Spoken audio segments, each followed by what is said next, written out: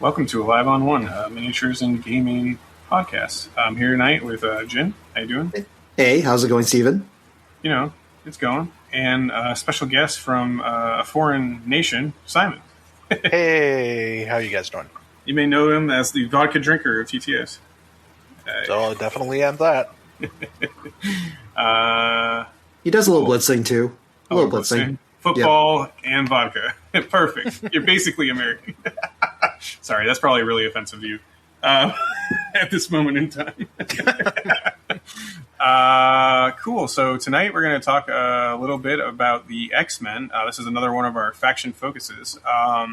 Simon is a long-term... So Simon has a spreadsheet of like amount of games he has played. That's really gross. Yeah, it's quite numerous. So we thought we'd have him on originally, and shout outs to Sean McNamara too, because he was going to come on here, and him and Simon were kind of, the idea was him and Simon just talk while we kind of listen to their thoughts, but Sean couldn't make it today, so he's also kind of a local. Well, Simon's local too, to be fair, but Sean is also a local, like, long-term X-Men player. Just want to give him a shout out. Yep. But Sean's we're here great. tonight. Yeah, Sean's a great guy. He's more caught up on AOS right now than MCP. So, alrighty. So without further ado, let's go to my outline here. Otherwise, I'll not be good at this. All right.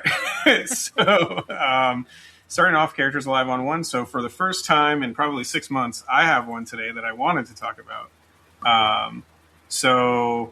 And usually we have the guest. I know for those of you who are like, oh, this selfish dickhead Burke, he's like talking about his own. Hey, to be fair, you tell me the last time I talked about one. But anyway. I think we can chuck it on the fact that Simon's so good he never leaves anything alive on one. There we go. Yeah. It could have happened to me. My opponents tend to leave my models on one. Oh, that's true. They don't finish the job. But today I played a game. It was my Kang list into Dorm. Still like figuring out some of the kinks with Kang, but basically, long story short, I was up a point and we were on like the last round. I think it was round 4, and basically, if he killed my Kang, we would have either tied or had to go in, or he would have. I think we would have tied. But anyways, so that was his like one out. So he charged Zemo in, proceeded to do 0 damage into my Kang. And then last attack, 5 dice full rerolls. He ended up only pulling 3, and had already taken 3 that round, so it was alive on 1, and it scored out the game. But and I didn't have power to recal, more importantly too. So it was kind of like just so it was really bad. I felt terrible, and this always happens sometimes, in games. But like, he rolls his 5 dice with full rerolls, ends up only getting 1 hit, and I blocked nothing. Or 3 hits or something like that, and I blocked nothing. So it went straight through. I just it wasn't enough. So dice be dice sometimes, but what are you gonna do? Yeah, it's a good decision. Just it didn't pan out right. Yeah, I told him that after 2. I was like, that was a great. I think that was like you're out, and you took it. So earlier on in the game, he had a Miles that could never roll a wild, which really hurt him too. So Yep. Miles, you could have played Zemo in a faction that lets him, unlock skulls. Yeah. It certainly does. Also, the Kang Spender is wild. In that same game, I killed Dormammu on his healthy side, and then proceeded at the top of the next round to do straight 10 damage into him. He blocked 2. If he had blocked nothing, it would have just one-shotted him with Kang Spender. So, no joke. That was fun. Nice. Yeah. No, Kang's a good time. Like, I think he, in general, I know we talked about it, and this is an X-Men episode, but I think he takes there's a lot of kinks to work out with him and like things like that. But I do feel like he's pretty versatile, and you can kind of, at least with the current mission set, you can kind of like figure out kind of where you want to go with him and take pieces accordingly. And it's a little bit more unique than just like take this, walk down the middle, and smash, because King dies. Spoiler alert. So, listeners, you will look forward to more Kang stories coming soon. So I'm going to go for that to be my 2026 word. No, I'm just kidding. I'm just playing. I played 2 games in the past 2 weeks, and they were both Kang games, so it was just a little bit on my mind. But cool. So hobby catch-up? I guess, well, no, you both don't. Damn. So I ordered 2 Sentinels painted online. Oh, nice. So now I have to glue them back on the base because they were disassembled for the packaging. Very intense hobbying that I have to do. That seems pretty intense. Can you handle it, Jian? Oh, I'll update them on the next episode. Anything for you, science? Maybe you should hire someone. I'll drive over to glue them for you. Like you laugh and say that, but that's what I do. I don't even glue my models to the bases.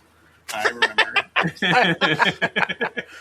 I don't. To be fair, I really despise building things. So I would, if I don't know. I never feel justified in paying anyone to build them because I'm always like, well, I can just do it myself.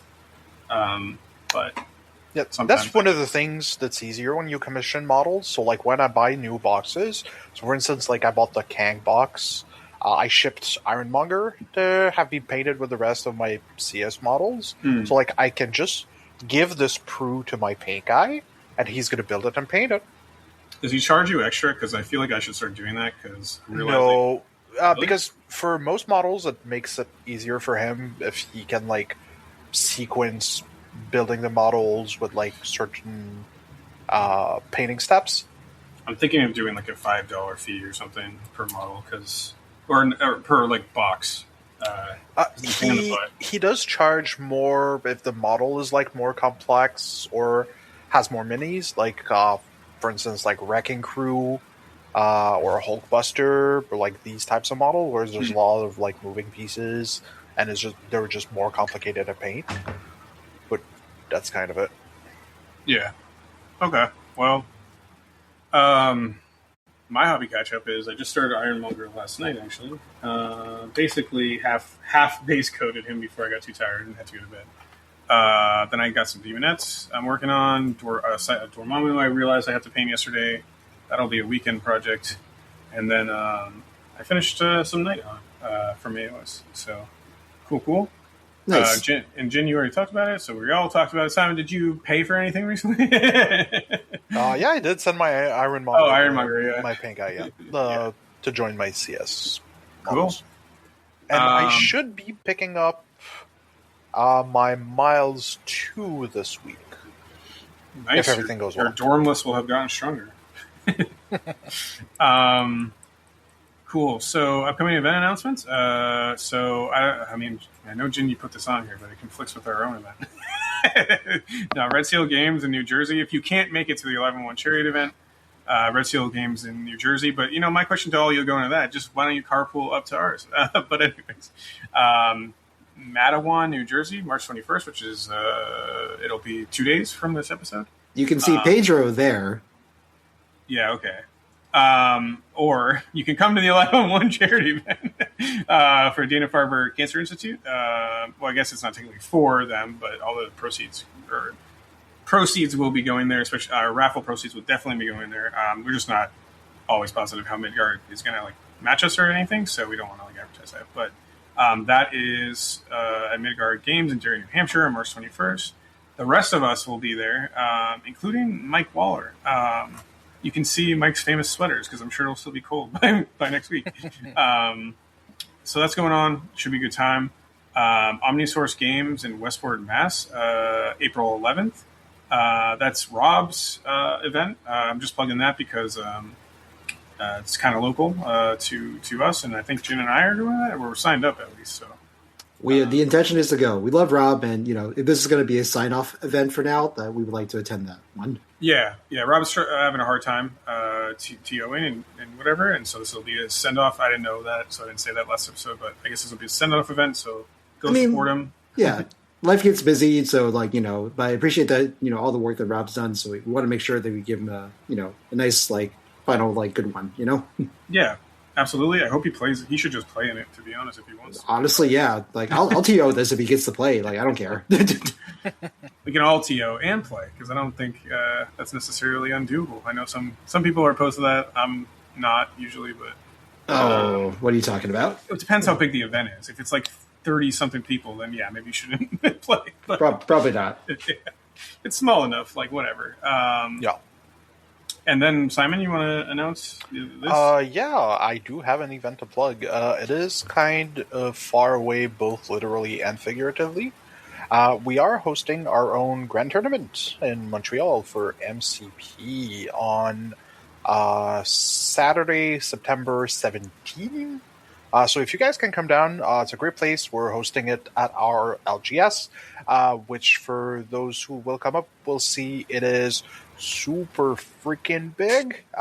It can host somewhere between 70 and 100 wargaming tables. Has a restaurant and bar as well, so you get like table service while you game. So like you can have your drinks delivered to you at your table, which always feels like super good. That's awesome. Oh man, yeah, Yeah, sounds like a good time. If Jen, if we, I don't know, maybe talk to Ben and go up to that one or something. I mean, yeah, we can talk. I mean, that's Montreal is like you can drive there in a day, like like easily. Yeah, Montreal's fun too. Like I used to go there a lot as a child. It's a cool city, so it's got a little taste of Europe within North America. Yep. And it's a super fun city. It's also a one-day GT, so you can easily like come up, play on Saturday, chill on Sunday, and go home at a reasonable time. Yeah. Yeah, I think the drive, at least from where I live, is probably only like 6 hours, I want to guess. Something like that. Yeah. Yeah, definitely. You can easily carpool on Friday, go grab a drink with us Friday night, play on Saturday, and go home if you want, or like take it laid back and go home on Sunday. Awesome. Yep. You gotta get up there. There's some cool dice. Very cool people as well. Yep. Well, that's and your US dollar is good compared to our Canadian dollars, so the exchange rate works in your favor. Oh, nice. It doesn't when you buy WTC tickets. But yeah, so come on up to that's September 17th. So for those of you who maybe haven't ordered their passports yet, now's the time to do it. So that's if you want to plan that out, head up and visit the Shark Tank guys. Should be a good time, and they have their own wild meta, so it should also be some interesting games.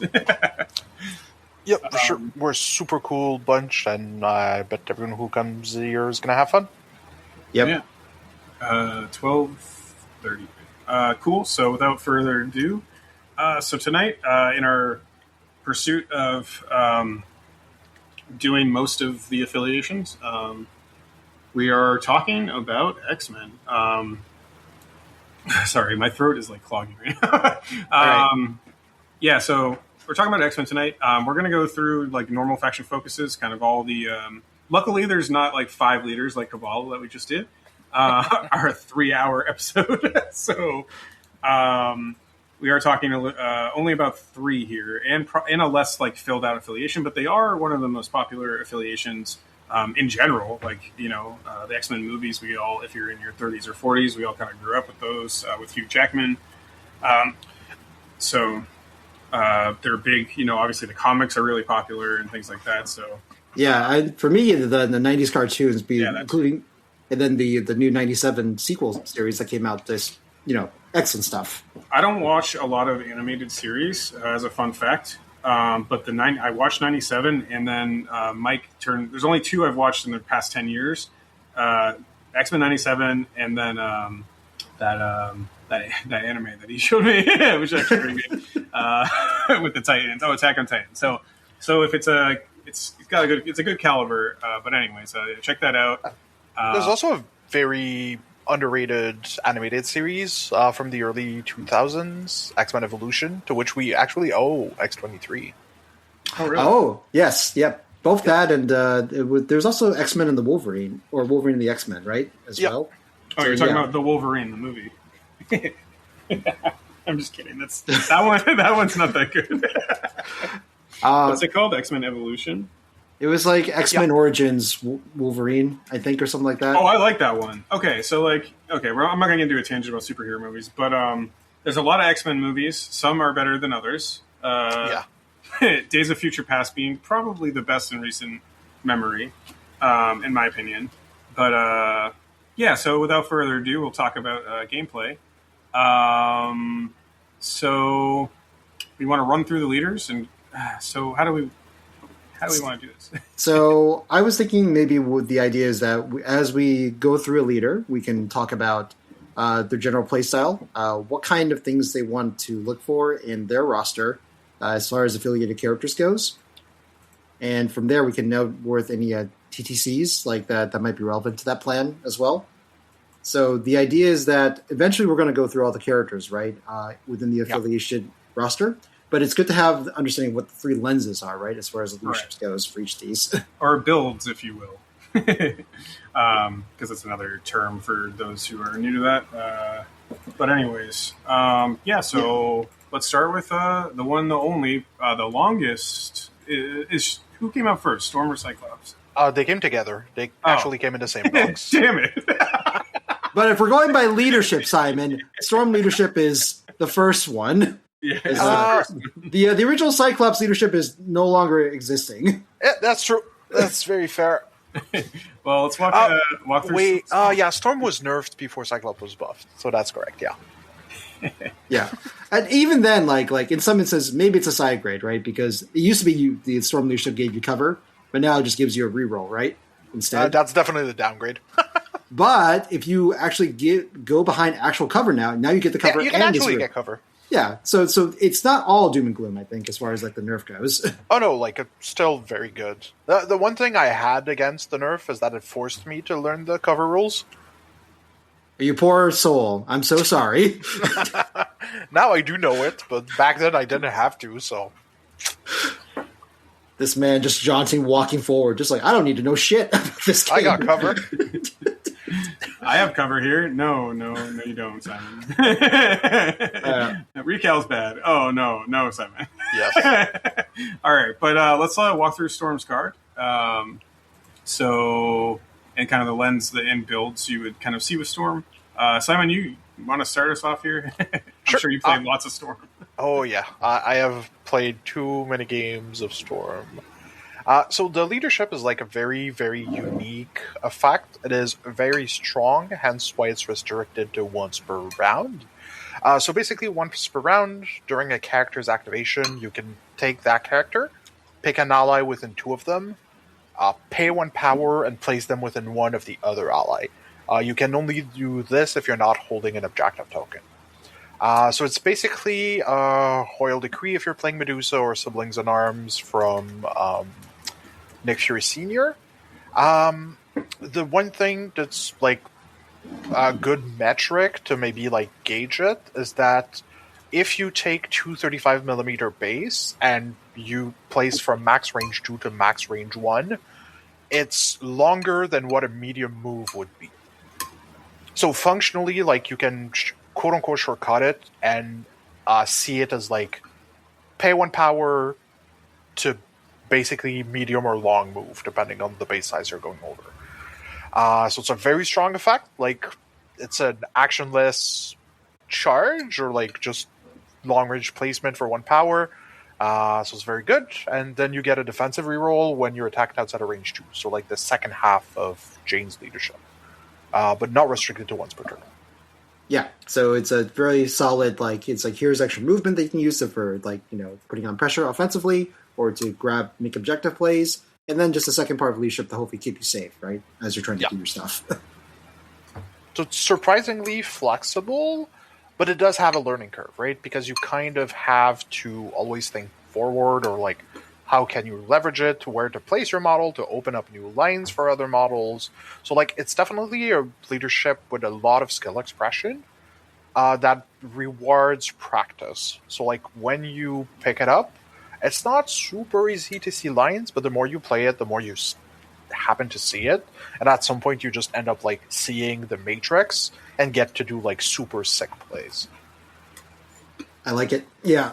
And Storm's kid herself, she's actually a pretty well-rounded model as far as being a 3-threat. She's only got 5 health on each side, but the fact that she has like a long-range energy attack for range 4 that you can go either 4 dice or 6 dice with a shock to help protect herself.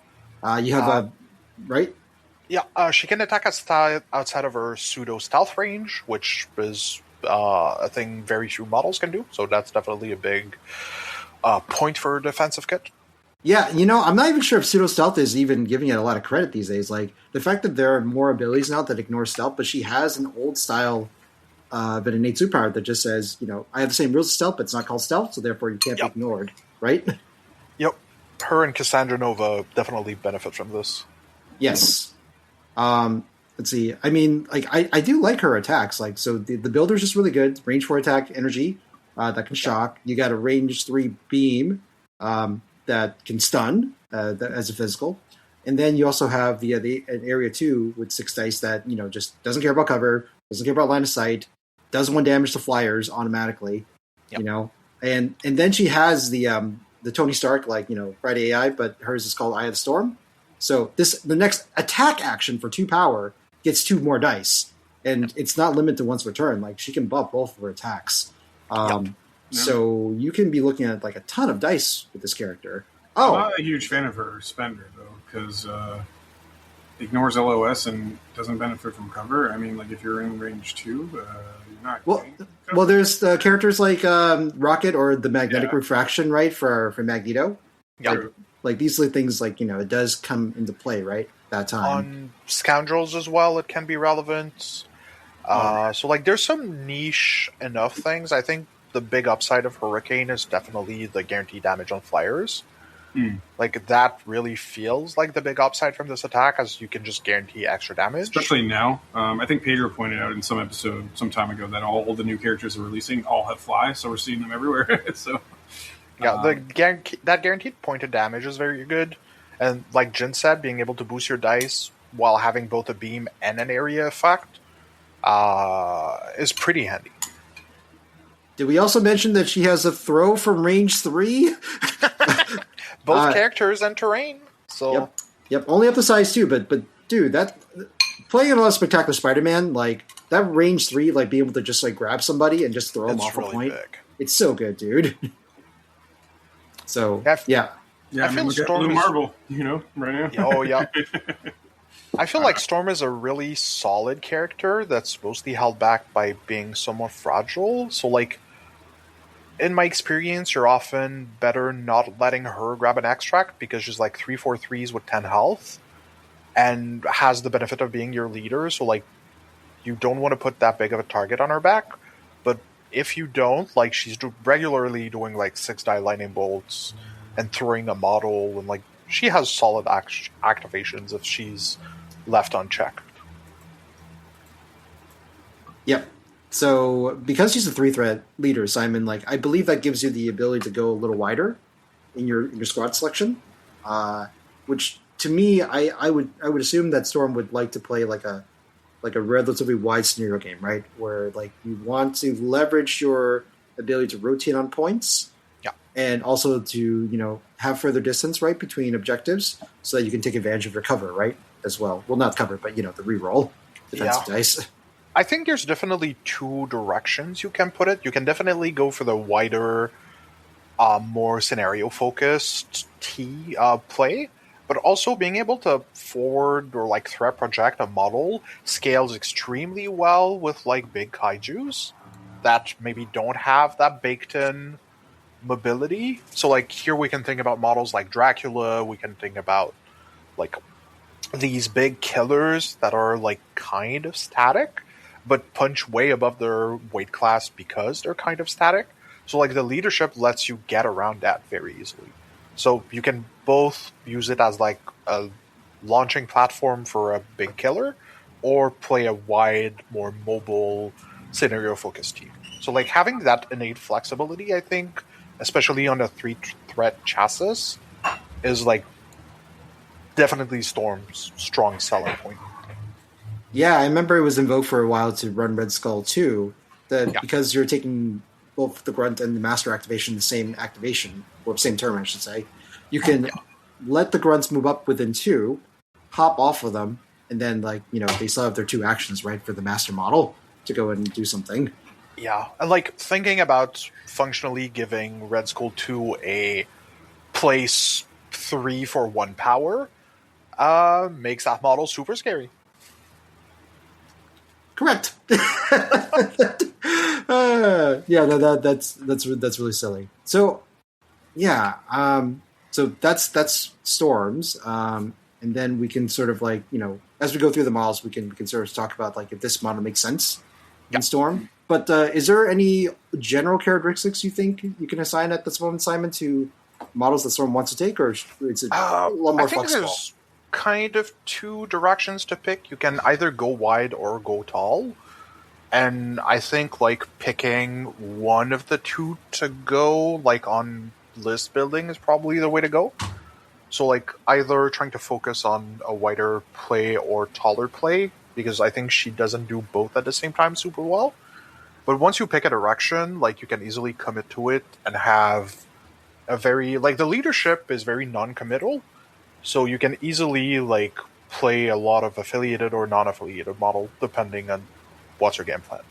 But I think that's something that's true for like all three X-Men leaders. Their other leaderships are sufficiently open, but they do reward planning ahead, both like on this building and on the table. Right. So one thing that this is just my opinion, Simon. You can let me know if you agree with this or not. I think because of the 1 power requirement for the teleport, this leads me to think that Storm would like to take first class more often than her other leader counterparts.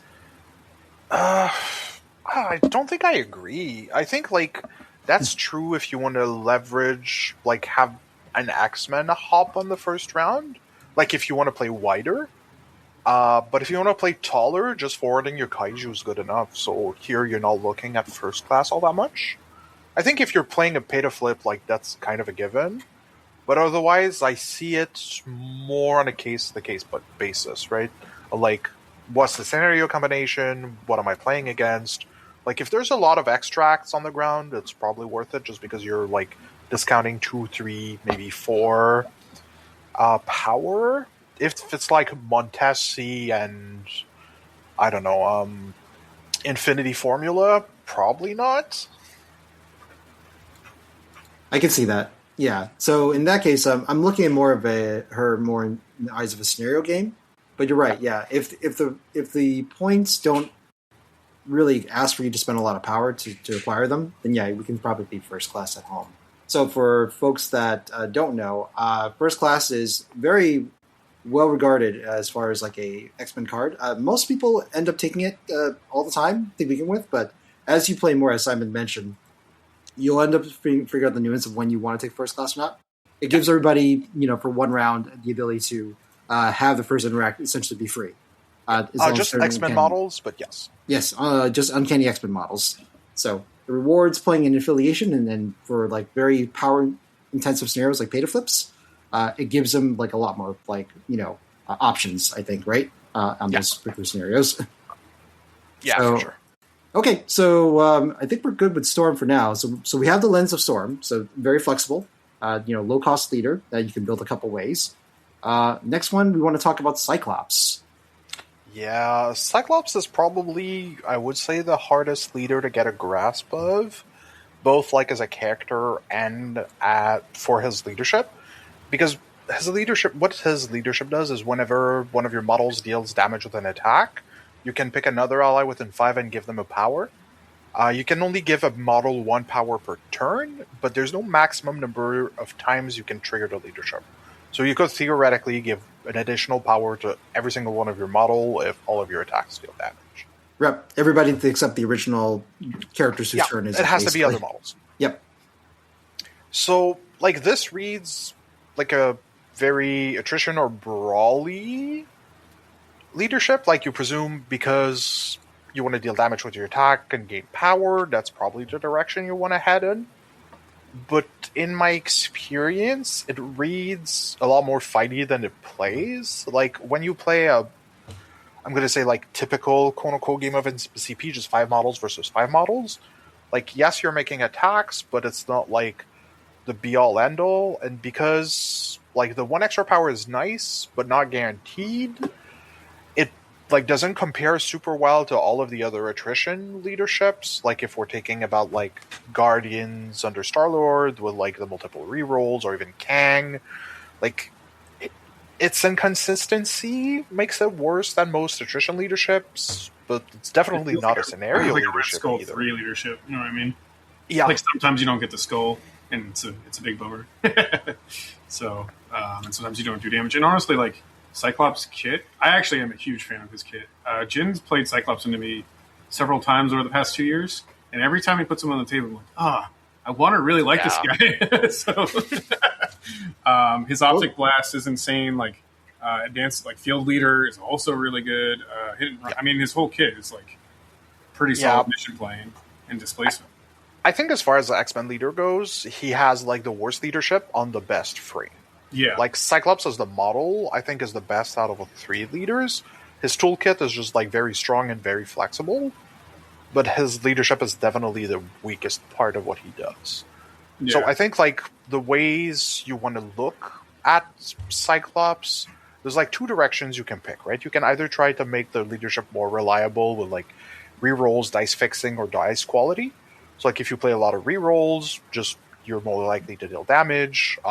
Boost dice quality, here I'm thinking a lot about Domino, which can turn her skulls to crit, which makes her that much more likely to deal damage. She has a rapid fire gun as well, so she has a lot of opportunities to trigger the leadership. So you can either go through like quality or volume, right? So like by making a lot of small attacks, you're more likely to gain the trigger because you have a lot of opportunities to make them. Or strong and large dice pool, which not guarantee, but makes it very likely to trigger. Yeah, I think the things you want to look for more for Cyclops models Cyclops are like models with beams and areas, which are super likely to trigger the leadership. Yeah, if you want to get more frequency of chinning out the leadership, right? But something could be said that, like, so I did want to highlight really quick at the time of this recording that the folks at Move Throw, Denny Modesto, did a great run to CarlCon with a Cyclops like team, and from what he says is like he mentioned that you shouldn't fall into the trap of a Cyclops leadership, as in like try to optimize the leadership too much. Like, you know, it's like when you're trying to do too many rapid fires, beams, and area effects, like you might lose sight of the fact that it's like, well, you're generating this power, but for what purpose, right? Yes. So the idea is that Cyclops, I think, is the person the most that you have to, that rewards like just good, solid fundamentals, right, of this game. Understanding target priority, understanding good board state, and understanding like what do you need to do to like win points or deny points, right? Yeah. And his kid's incredibly good for that, right? Because he can get up to 4 attacks, he can push people away from range 4, you know, and he's able to also move your characters like along. Like it's more like, I think he ends up playing like a very mid-range game, right? And you don't want to trick yourself into believing he's the attrition leader, because I don't think he is. Which is Simon.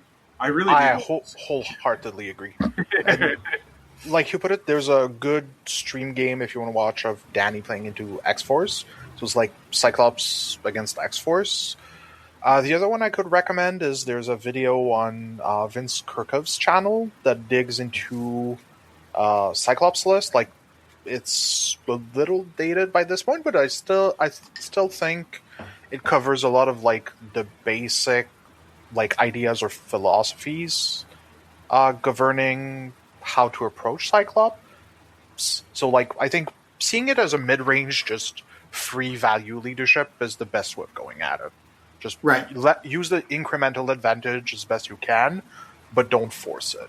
Right. You should still take good characters. Like, so for Danny's case, like he started like most of the time with like, you know, Cyclops, Emma Frost, and like Zemo a lot of times, right, for this list. And just like, these are just good models that have like really good output, and any additional power, consequential power that you get from the X-Men Blue leadership is a bonus, right? It doesn't change your plan. It just gives you more options as the game goes on, right? Yeah, that's definitely a good way to put it. Yeah. Now, there could be other ways like down the line, but I think that seems to be what people are finding success with, and I just want to highlight that. I know there's a lot of like misalignment, I guess, or Cyclops' perception in this, you know, in this community. But I to be fair, I've seen like dedicated X-Men players like have made runs like here and there with him. I mean, Sean came in top 8 at Everwinter 2 years ago with Cyclops leadership, so like I think it's a little bit underestimated. Yep. Also, shout out to Sean for being a good Cyclops stand as well. So I hope to see more Cyclops in the future. I think it's just that don't get bogged down in the leadership.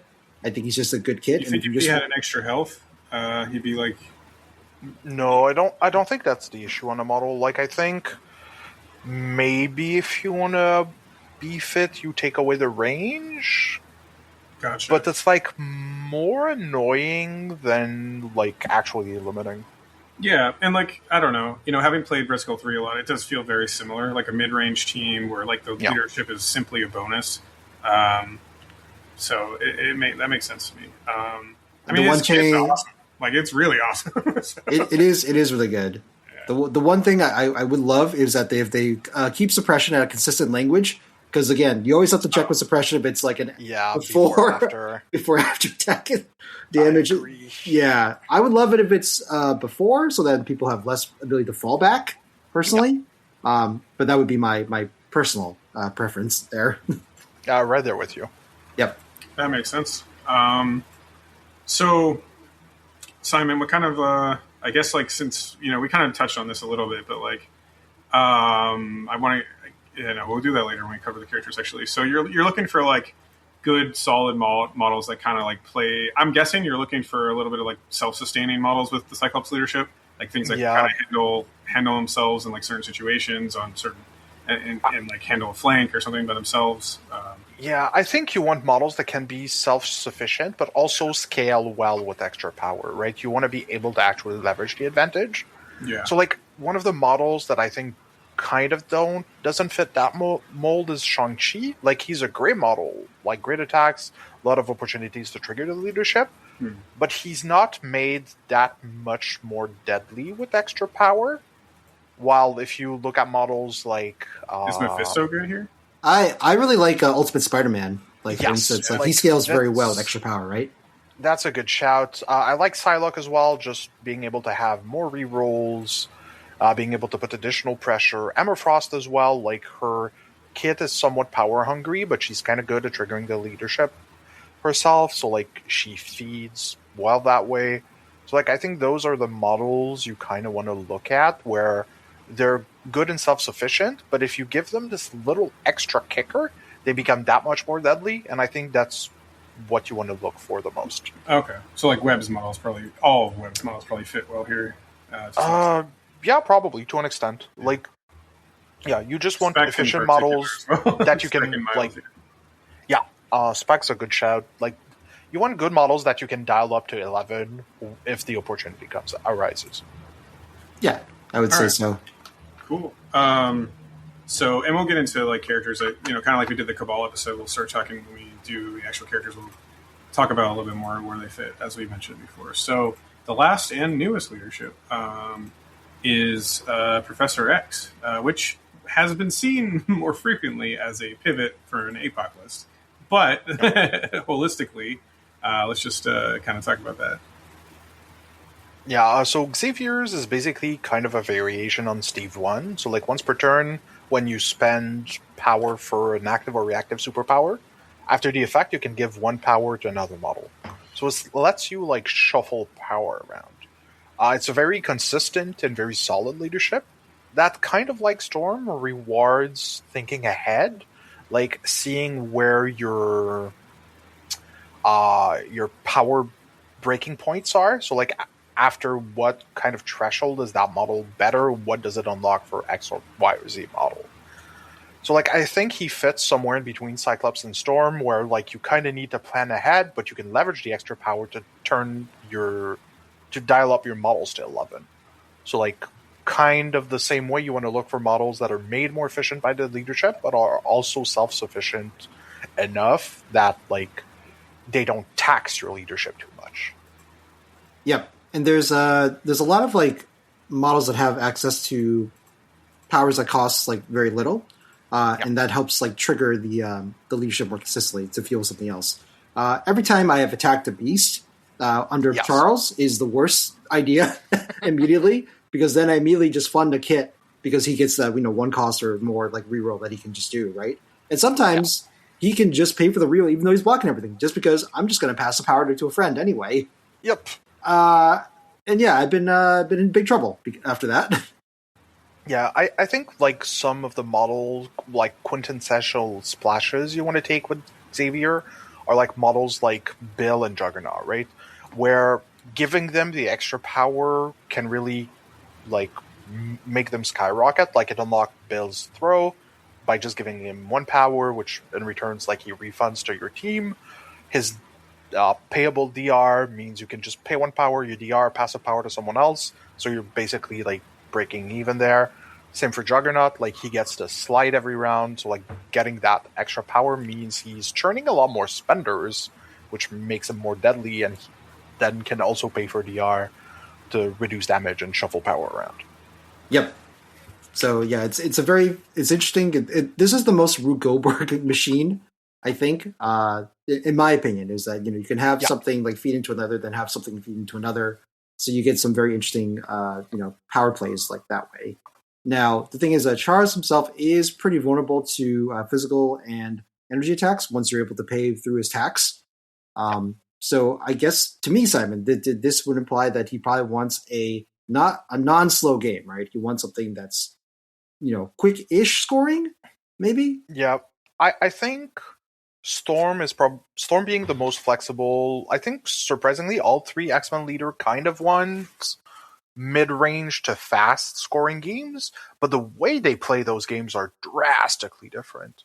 So I think you mostly want to aim for 8 VP games if you want. So scenarios that bring 4 VPs, maybe 5 if you're playing in a slow meta, to just try to have an average game, right? I think X-Men is definitely an affiliation that rewards having good fundamentals and understanding the pacing of MCP, the back and forth and the rubber banding. And that's why I think you want to have it's a very mid-range affiliation overall, kind of like Avengers, right? So I think with that in mind, you want to play on the little faster side of the game, but not so much as to skew the game to make it super fast. Yeah, because you still want to be in control of the pacing at the end of the day. Yeah. I mean, but they do have some interesting tools to do that. I mean, Charles is They have himself. great tools to do that. I mean, okay. Whenever I do mental suggestion, I can't do any damage to anybody. But 6 Dice Mystic, in theory, does some damage to somebody. You can move them their movement afterwards, which is really nice. Access to a route from range 4 potentially, and then he's the only character that it gives offensive rerolls, I think, in this faction naturally, outside of a Psylocke, self reroll or something. But he's the one that can pass it to a team basically, right, to help out their offense. So he definitely plays a lot more of a support role. He's also, I think, the weakest of the 3 leaders, as a body, as a character. I think he, in the current state of the game, his leadership is the one that performs the best. But I think as, a 4th threat, Charles is probably, pound for pound, I think, especially because he's a 4th threat, he's definitely, as a character, the weakest of the 3 leaders. Yeah, I would not disagree with that. On a side note, do you ever use the Astral Duel? Ever? There are some models against which I like it. Zemo being chief amongst them, just being able to roll 8 dice and removing his rerolls. It's also coming up surprisingly often for me when I'm playing against Shield, for instance, and Invaders and faction-intensive rerolls. Oh, that's true. Yeah, Double Bubble is very much in vogue at the moment at the time of recording. Yeah, so his Astral Duel is coming up recently more than I would have expected, and there's some factions which just rely so much on their rerolls. So if you're trying to daze an Apocalypse, for instance, Astral Duel is a great attack. You can just deny the rerolls, and just against rerolls heavy faction, it has its uses, but it's definitely the more niche part of his kit. I think you're doing a lot of psychic darts and sometimes mental suggestions. Yeah, I think so.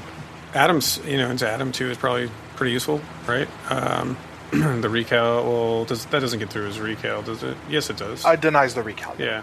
So he gets to reroll your dice, but he can't reroll his. Right. It's the same thing as Tigre going into him or something. Yeah. Cool. That could be good or bad depending on what the initial defense roll is, right? For instance. Yeah. Yeah.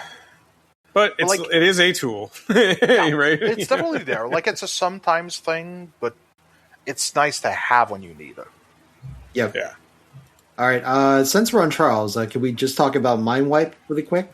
The card? Yes. I think there's another card that's going to be worth talking about if we're on Charles. But yeah, Mind Wipe is basically the least played X-Men card, but it is an X-Men card. So basically, whenever another allied is dazed or KO by an attack or superpower, Xavier can spend 3 to play the card and makes the attack. It has base 3 dice, ignores range, line of sight, and cannot be redirected, so it bypasses bodyguards, taunts, sacrifice, heroes for hires, and those types of effects. You add a number of dice equal to the damage dealt to the model that was dazed or KO, and if the attack deals damage after the attack is resolved, it activates the model. And if their character was active, it also ends their activation.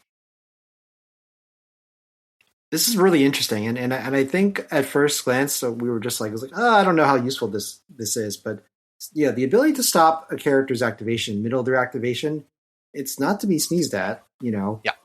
And it doesn't have to be an attack or superpower, right? Yeah, it says like essentially an enemy effect. No, it has to be an attack or superpower. It has to be. Right.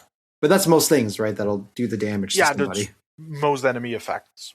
Yeah. So unless you kill somebody with like a weird crisis, like, KO or something like that, right? I think my biggest gripe against this card is that it's kind of unreliable because for those who've played MCP a lot, your models are often alive on 1 or like days with low-ish health pools. So unless you Hey, Simon, days with lowish health pools is not the name of this podcast. Well, they're not alive anymore. And that's the point. Yeah, no, but continue. So like, there are often days with like lowish health pools. So like, if you're making a 4 or 5 dice attack, it has a very high probability of doing nothing. And because it requires damage to have the effect, like paying 3 power for an attack that has like a 1 in 4, 1 in 5 chance of doing nothing is a very hefty price. So, caveat here too: if Weapon X ever gets really good in popular, this is pretty good in them because the 2 defense pretty much across the board for Mystic. But like even like just on a base 3 dice, like let's presume your model take 2, so you're making a 5 die attack. Like if you're just hitting a straight up 3 defensive die model, it's a 1 in 4 of doing nothing. I see what you mean, Simon. Yeah. So basically, you're taking this card with the hope, and hope is in quotes, that someone spikes one of your models, right, on their first attack or superpower, and then you can do this to end that activation, right? But that requires someone to have gotten spiked, like somewhere that you probably didn't expect them to get to die, right? So it's a high risk, high reward card. And I think like we're going to cover the rest of the X-Men card. And like, I think its biggest issue is that it has a lot of very, very solid competition for affiliated tactics card.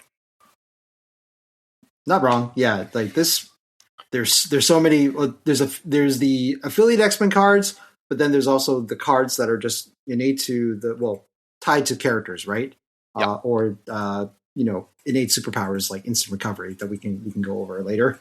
So I think the other card that's worth mentioning with Charles is probably Cerebro, which is a kind of niche card, but it's good in the match. It's like very good in the matchup where it's good.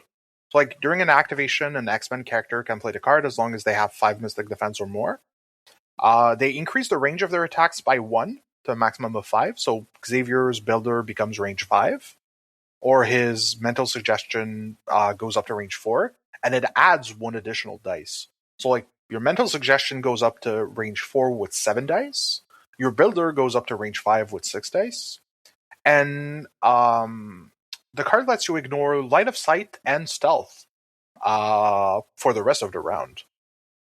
So it lets you snipe models hidden behind terrain and benefiting from stealth. So Jian was talking about like cards ignoring stealth earlier. That's definitely a good one.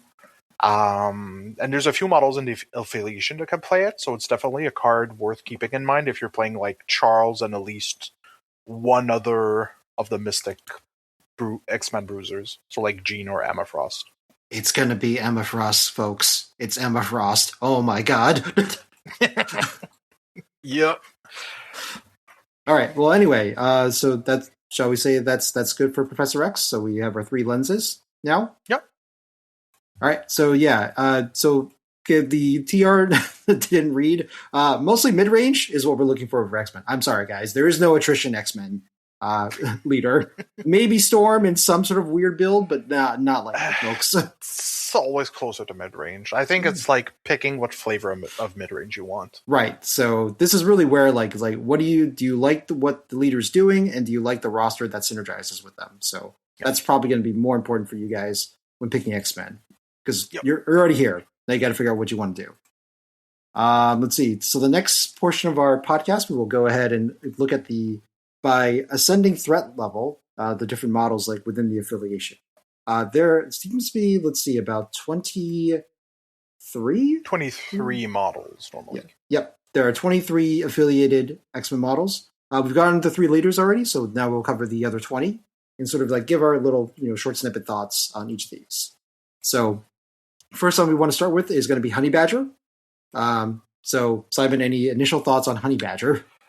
I like Badger a lot more than most. But you do have to think about her mostly in relations to X-23 because she has like a very notable synergy. So whenever either of them get attacked, take damage from an enemy effect, they get to move medium towards the other character. So like with Badger having a taunt effect, this is very, very relevant because it helps you reposition her. I think the like one big thing the Badger has as a selling point is Ankle Biter.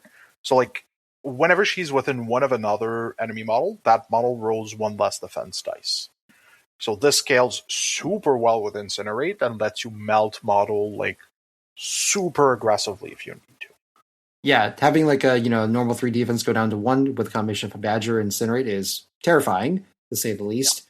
But also is able to affect models that are immune to Incinerate. So this is a way you can actually have Bill roll 1 less defense dice, for instance, when normally he just wouldn't be affected by such things. So like that and Taunt is definitely her selling point. Not being able to contest objective when you're playing mid-range is kind of rough, but she definitely has enough niche uses that she's worth looking at, especially if you're playing a lot of X-23. Yeah, so it comes down to the fact that does she provide project enough threat and sort of like annoyance around the taunt, right, that you have to deal with her? Because any attacks going into Honey Badger, you probably feel pretty good about, right, at the end of the day. Yep. She's made to take a hit. Now, tied to her is going to be the Jonathan the Unstoppable card, which again we are in a faction that I think in isolation, Jonathan the Unstoppable is not a bad card. Actually, no, it's just you're in a very tactics card hungry list or affiliation. Yeah. And I think like the other issue with Jonathan, like Jonathan is a very strong effect, but because it costs 2 power, you kind of have to. Like it hampers Badger Honey Badger a lot in the early game. Like if you want to play it on round 1 or 2, it means it's harder for her to taunt on round 2, like moving forward. So like you really have to weigh like how strong it is. But I think the later the game goes, the stronger Jonathan gets. Correct. It's definitely a strong point in its favor. Yeah, I guess the argument against that would be the fact that since Honey Badger still is only a 2 threat with 3/2/2 health, or 3/2/2 defenses with 5 health and 4 health, and a healing factor of 1, she does go down, with concentrated like firepower, like into her. So that's the thing is like, can you get her to live long enough to actually play Jonathan, right? So that's the other consideration there. So I understand why it's tough to consider running Jonathan the Unstoppable. But maybe there will be a build later on where, she will be able to build enough power for a late game play of that card. Okay, so shall we move on to her big sister then, X-23, since they are sort of linked together, right? Yeah, I think X-23 is definitely one of your workhorse in X-Men. She plays super well into all 3 leaders. She has the least synergy with Xavier, but because she's a strong and self-sufficient model, you're often at least thinking about playing her. She's her closest analog is probably Zemo, where she's super mobile. She hits way above her weight class. With 10 health, healing factor 2. She has a 5 die builder with Wild Bleed and Wild Pierce. a 6 dice spender for 2 powered wild peers. She has built-in reroll offensively and defensively. So she's like very threatening very early on as like the range 3 spender with 6 dice wild peers that lets you move medium is very strong. So like she scaled super well with Cyclops and rerolls from Xavier's superpower. Like she's just one of your workhorses. Yep. Oh, sorry, if we can just go back for a second. Simon, is there any leaders that stand out to you for Honey Badger before we dive super deep into 23? I think definitely Cyclops for 2 reasons. First, scaling well with extra power for Taunt and her Spender. Like her Spender is a lot above curve for a 2 threat. Like it's 5 dice for 3 power, wild elusive that lets you move medium and slows and bleeds on damage. And I think Cyclops letting you position her out of activation with Field Leader mean you can just like start Cyclops' turn, move her next to someone, then blast them with fewer defense dice. So I think that's where she definitely has the most synergy. Yeah, I would agree with that. So, okay, back to X23. So, yes, as far as leadership goes, like, you're right. She does combo well with all of them because it facilitates the Cyclops plan of just being a good, like, solid 3-threat workhorse model. Yeah. For Storm, doesn't take a lot of resources and she's able to get offensive going. I think she also benefits quite a bit from Professor X being the person within his range. I think it's 4, right? Rerolls? Yeah, for his reroll bubble. Yeah. Yeah. So if you just reroll 1, right, to give somebody else a power, but then it also like really changes her offensive dice math. Yeah. Being able to give her 1 or 2 additional rerolls makes her a lot more deadlier. And you can just like bump her if she's just short on power, especially early. It's super easy to bump her to 2 for her spender that lets her close the gap and be in range. So like she's after round 2, she's usually self-sufficient enough to not need power for the rest of the game. But helping her unlock early on makes a big difference. Yeah. And then because of that, this hopefully changes the fact that she can activate her frenzy, which thanks to the recent errata from last May, you're able to activate this after you get any power from after resolution of attack. So potentially you could, either have the power on hand, or you could have added Mantium Slash to daze or KO somebody, and then she gets a free, S movement and attack slash. Killing somebody with Car Rush, getting the medium move, then getting this, so you get a medium move, then a short move, and then you get to attack somebody.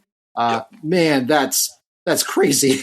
That's a lot of movement. And because you're able to sequence it how you want, it's really good. Because if you're next to a model, you could just advance short, builder them, then use the medium move from the spender to walk away.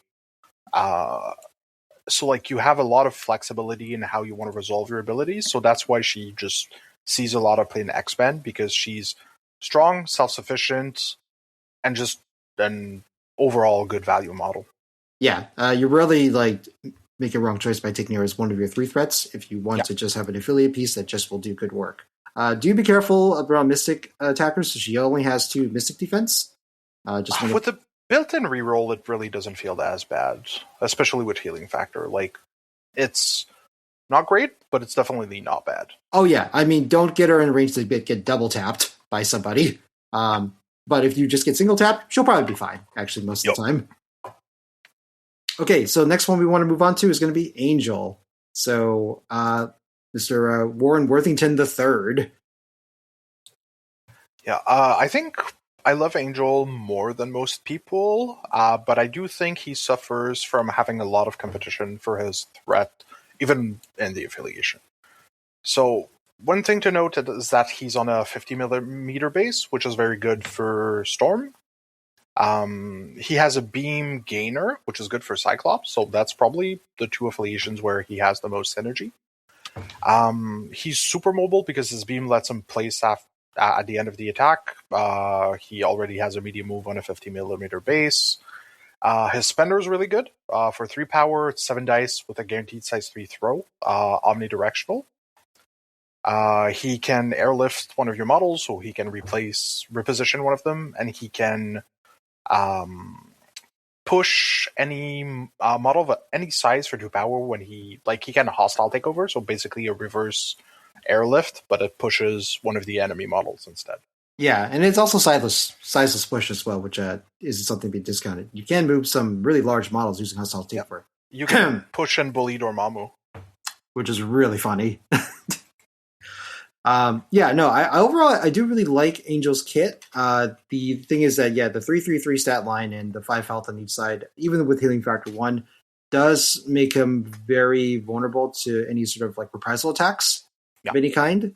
And so like I like that the large base works with Storm, but when he attacks somebody, he will be very close to them, so that it's going to negate her bonus die reroll, unfortunately, to keep him safe. So you kind of end up playing this very interesting like hit and run thing with him, right? He usually will do a flyby attack, so he'll do his gainer, place, then walk and kidnap a model after they've activated. Like that's the play pattern you're going to see the most, where he just attacks, move someone, attacks, move someone. So he likes very wide maps, but unfortunately, I think he has too much competition inside the affiliation itself. Yeah. Simon, would you mind if we cover both Ultimate Sacrifice and Fallen really quick, and then we can transition to Archangel? So Ultimate Sacrifice is, I think, one of the reasons to bring Angel. It's just basically an additional sacrifice where Angel can pay 2 when take an attack for someone else.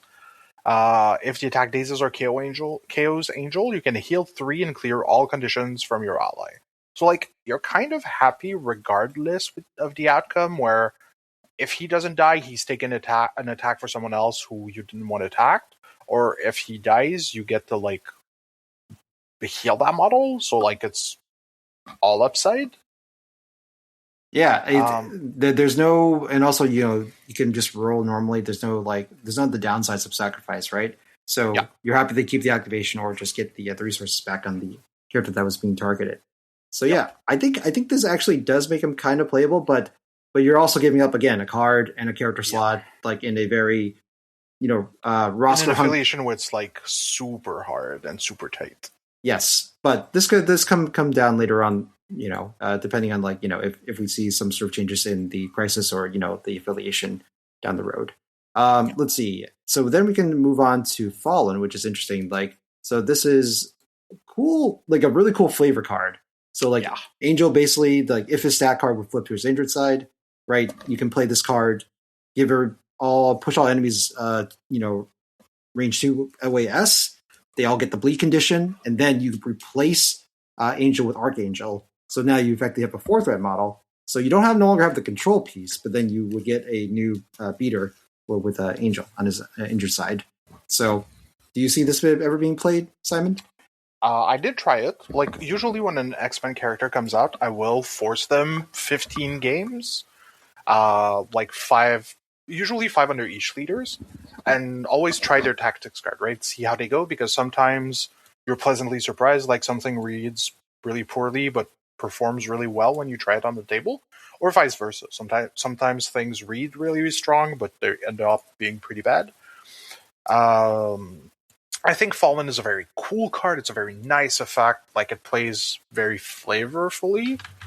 And one of the upside is that you get to keep your power by switching to Archangel, and you're also on Archangel's strongest side because he has more health when injured. But again, I know we've said this a lot, but you're always pressed for cards and models, so it's a hard sell. Yeah. It's a very cool card. Yeah. If you do like Angel and Archangel, though, I think this is a very It's definitely worth playing. Yeah. The push 2 sizeless is strong. Getting Archangel as a strong beater, you upgrade a threat still. And Archangel is a very deadly model. Yep, and it'll likely have charge or spender power or both online. Yeah. When you because the card is free as well, it's also a big upside. Yeah, I've seen it used to good effect a couple times. Yeah, Jin's in shock. My dog just got sick, so I had to bounce for a moment. Hopefully it'll be okay. Poor buddy. Yeah, I tried texting you, but you're in the zone. I literally just read it just now. Anyway. Okay. Yeah, anyway, so was that Angel? Yep. So I guess we should probably talk about Archangel, since these characters are tied together as well. So we'll skip around just for threat level. I don't know if we need to talk about him. He's not technically affiliated, but yeah. No. Okay. Yeah. Plus the next the one of the best X-Men models is next. We got the Blue Man himself, Mr. Beast. This guy's been around and his kit hasn't changed for like quite some time. I'm not sure. Like when I first started playing MCP, maybe it's just because of the meta I was in or something like that. But like I didn't see him that much until I started like Andy would bring him occasionally. But beyond that, I didn't see him too much. And Beast's kit is pretty friggin' reliable. So. Yeah, Beast is definitely another one of these workhorses model where like he's self-sufficient, he has a strong and efficient kit, he's just good at his job. I do think he's a lot better under Storm and Xavier, whereas Cyclops, like we were talking about the models needing to scale better with extra power, Beast, it's like the one thing Beast doesn't do is scaling up in damage with extra power. So that's where, that's why under Cyclops, he's probably not your go-to pick. But under both Storm and Xavier, I think you'd be hard-pressed to not put it in your 10. Yeah, I think there's always a spot for Hank. He also just inadvertently gets power whenever there's a skull in his pool. So, like, that makes me really think that, on a play-to flip scenario, anything that you need to take, like, interacts to test with, like, I think he's a great model, regardless. And he's able to get a lot of extra movement around. So, yeah. The big thing about him, I think, is that he's a control piece for me, Simon, right? Because you have baser instincts for 2 power. You throw a character or a terrain up size 2, range 2, but being only 2 costs, it's really easy to get. Yeah, he's like a 3-threat build to some extent, besides like the DR, but like in terms of function. I will say too, like Beast is one of the models I've used a lot, as an APOC player. I will say, don't get in the trap of like trying to rely on movement through the acrobatic strike and hitting the wild. It is like a trap. So if you can do something more reliable, like even just double walk throw, take that kind of line of play with him. Because if you didn't know that already, I'm sure, sure people have done that. But like acrobatic strike, hitting the wild trick on 5 dice can be super risky. Yeah. I think like coming around to some of the scenarios X-Men wants to play that we covered earlier, like pay-to flips, like Beast has some round 1 play patterns that are very notable for X-Men. So, like, if you're playing on Mutant Madman and you deploy him across your Mutant Madman, he can walk, interact for free thanks to First Class. So it's even probable that he actually gains a power from the interaction if he rolls a skull. Then he can walk to your opponent's Madman. And because he's rolling 4 dice, you can use your power to interact. So even if there's a single model on the opposing secure, you're more likely, you're over 50% of rolling over them with your 4 dice.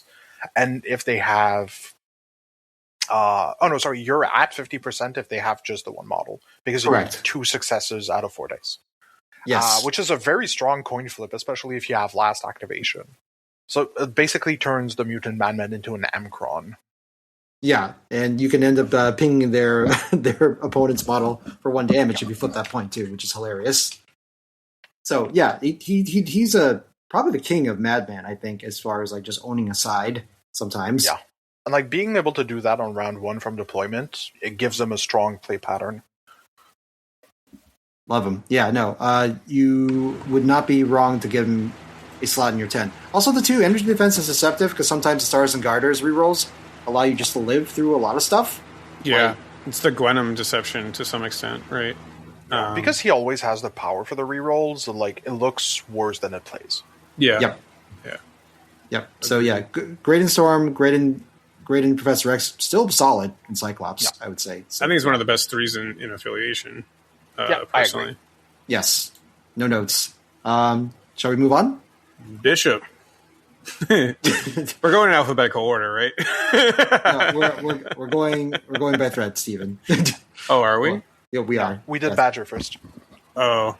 I believe all right, the notes. Jian, you take the reins, man.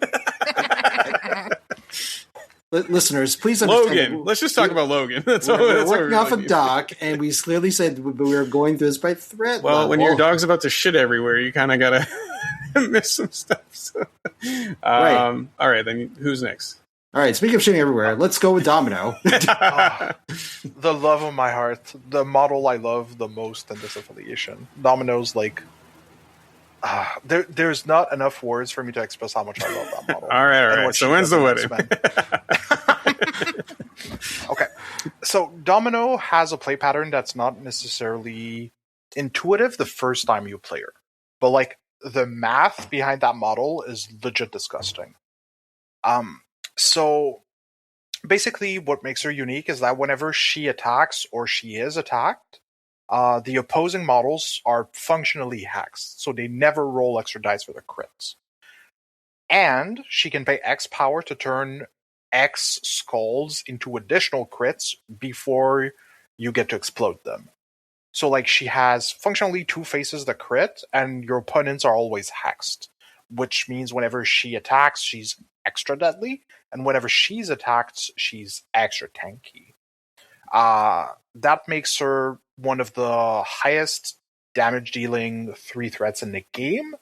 She overperforms most 4 threats damage wise as well.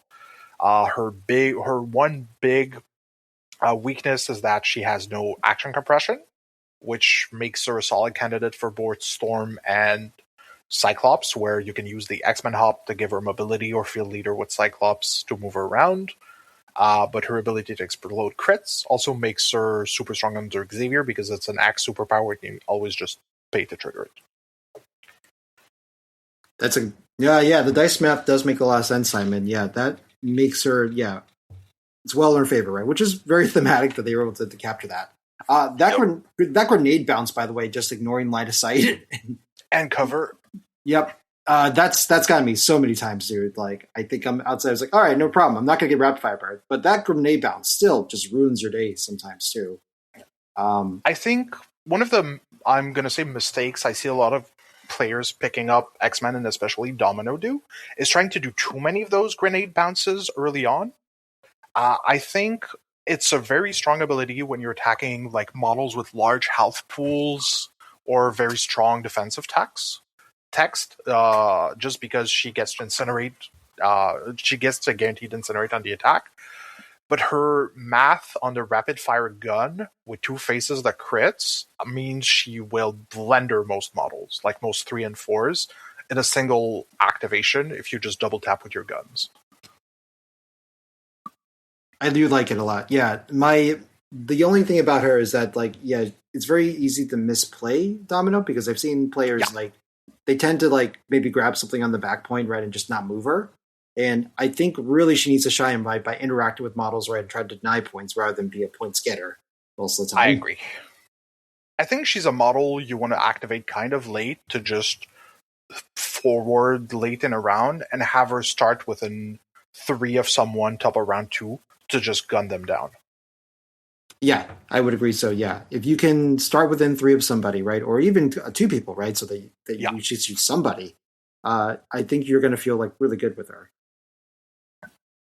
Yeah, she's a legit super scary model, and on the few occasions where you need to use Lucky Shot, it is a very strong spender.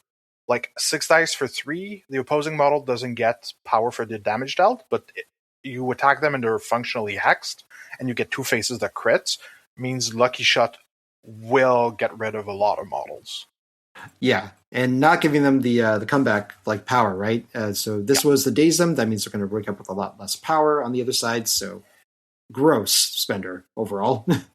Yeah, she definitely has a somewhat of a specialist role where she's mostly your best kaiju killer. She's here to kill large and imposing threats. So she's great at punching up against 5, 6, or 7 threat models. Okay. So, yeah, I could see that. Jian, do you disagree that, okay. I had to consider that, but if I were to look at any of these X-Men models and it's who would I send into a Malekith? I would absolutely send Domino into a Malekith. Oh my god. Yeah. Yeah, I like the Lucky Shot's really, that's a good spender, man.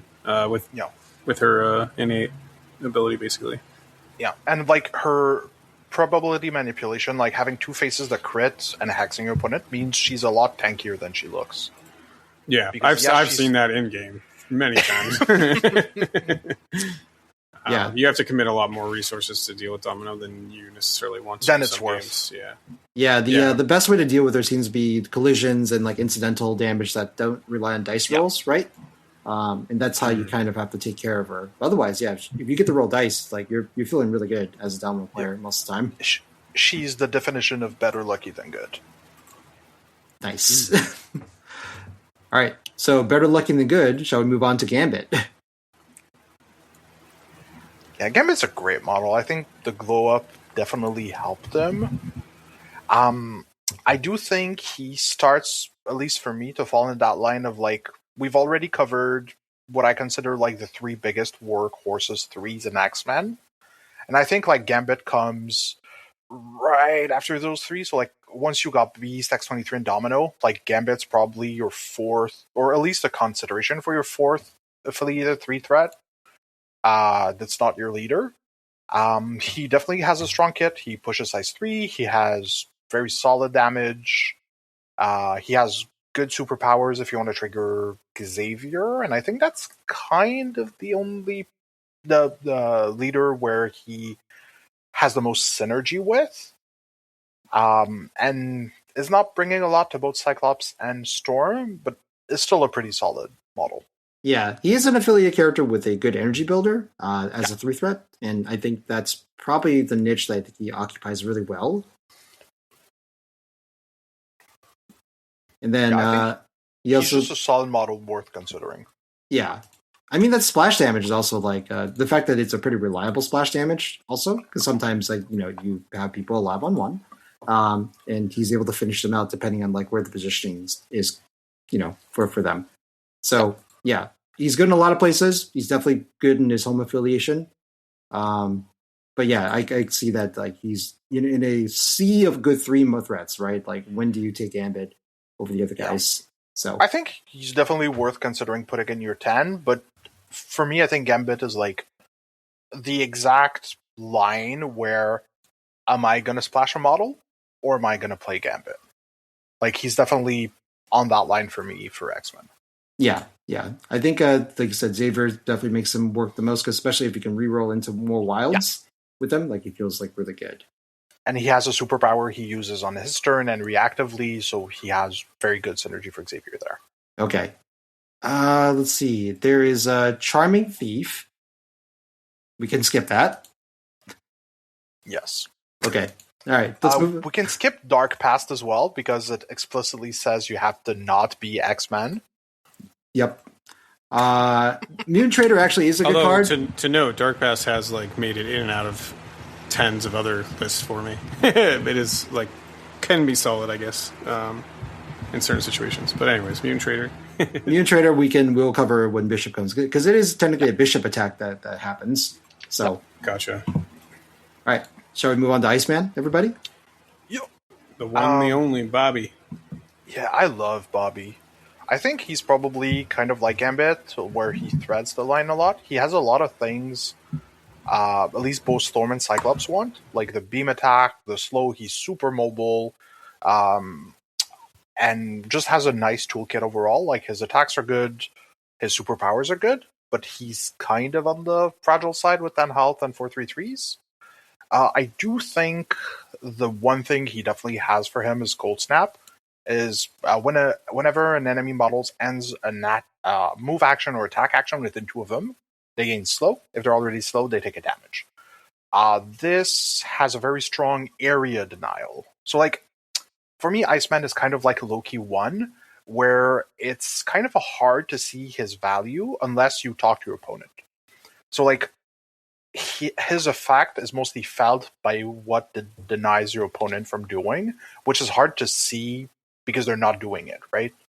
So, like, it's one of those things where he's great at controlling zones where he can slow very mobile models. So, like, we see a lot of Zemos, we see a lot of Namors. So whenever he's just in their general vicinity, he can beam them, or if they move next to him, they just get slowed and it, like, hampers their kit a lot.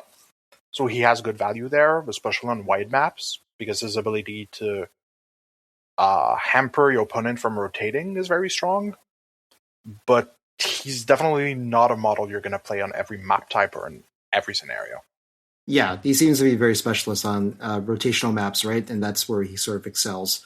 The one oddball, I think, has been Cold Snap sometimes, occasionally, has allowed me to have power plays where I normally wouldn't. I remember one time I had a character that had 0 power. I double walked within Iceman's Cold Snap range to just take a damage to get a power. And that allowed me to interact with an objective that normally I wouldn't have been able to. Yes. So that's like one very niche downside to Cold Snap. But otherwise, yeah, I agree. The soft power it gives, right? The thing that it's more mental load, right? On the opponent to sort of like work around, which is very strong. Steven, do you have any thoughts on Iceman, your best APOC model? He's floated in and out of the APOC list. When I wanted more control, like again, Simon's like really touching on the. I think Iceman's a really solid control piece. I really like picking up midlines with him. I think like his role there is in terms of all these X-Men models, you can kind of like picking up with like Iceman midline feels pretty good because at the very least, even if he dies, because a lot of people, especially for example, I guess a French situation, he's like across from a Namor, right, and you activate first. It can really hamper Namor from either. If Namor goes to kill him, you're going to get slow, right? So, you can set up those kind of scenarios, which I really appreciate. It's a good model. Like I think Iceman though, like in a lot of, I mean, not all these models, but quite a few of them take like their play patterns aren't, I don't think super intuitive. Yeah, so you really have to do some experimentation with them to kind of like figure out how they work best. And Iceman's definitely one of those. I think Iceman fits into X-Men, into the X-Men mold at large, where X-Men has a very wide pool of characters, but a lot of them are like silver bullets, where you want them in very specific situations. And that's why there's a lot of them where you'll see like, not really for a while, but then depending on the scenario packet or the meta you're playing on, they might have super high value. So like, there's a lot of ebb and flow in the affiliation, I feel, where once you get past your workhorses, you just have a lot of very like precise tech pieces that you have to use surgically. And I think Iceman definitely fits that mold. Yeah, that's a good way to put it. I'm looking at this list of characters, and I've actually played most of these. So, despite not playing them in X-Men, they may pop up in their places. Yeah. Randomly, also untapped potential. Has anyone actually ever gotten to play this card? You need Emma. Yes, I did. I actually gave it another go right after Emma got buffed. Yeah. Because she is like her kit being more efficient means she generates power better. Being able to buff Iceman's superpower and like having two hits and run in a round is very good. But I think like a lot of we're gonna say this a lot, but the tactics card in X-Men are super tight, and that's where I think it kind of falls apart. Like the effect is strong. You need to play what I consider two good affiliated models, but I think you have too much competition for from your prime tactics card to make it worth your while. Yeah, and I'm not necessarily sure that like 2 hit and runs and 2 airlifts with Iceman necessarily wins games. Yeah. The extra die on the beam is really nice, though. That's true. Yeah. I mean, fringe use, but like you said, cards are tight. Yeah. Cool. So who's our next? Are we still on the 3s, Jian? So in the 3s, yep, another fantastic Apocalypse model, Magic. But now we're talking about her in the context of X-Men. No, my favorite character of all time too. How do you like Magic in X-Men, Simon? Especially after the buff. Yeah, I really like Magic overall. Like, I liked her before the buff. I think with the buff, she's just gotten a lot better. Her best home is definitely Xavier, where I think she's as close as you can get to a mandatory model. Because the limbo step is often used as your most inexpensive way to start passing power around with Xavier. And because of first class, she can still interact while passing a power. Which gives her like a very unique role, and because she's the model that can do it in the most inexpensive way in affiliation, she does super well. So she's like the Professor X battery, kind of like Karnak has been for Inhumans, sort of. Yeah, she works great with all models, just because, like, with Storm, she's super mobile thanks to Limbo Step. She also punches above her weight class, which is nice. Under Cyclops, she has good attacks and scales extremely well with power. Her spender is gnarly.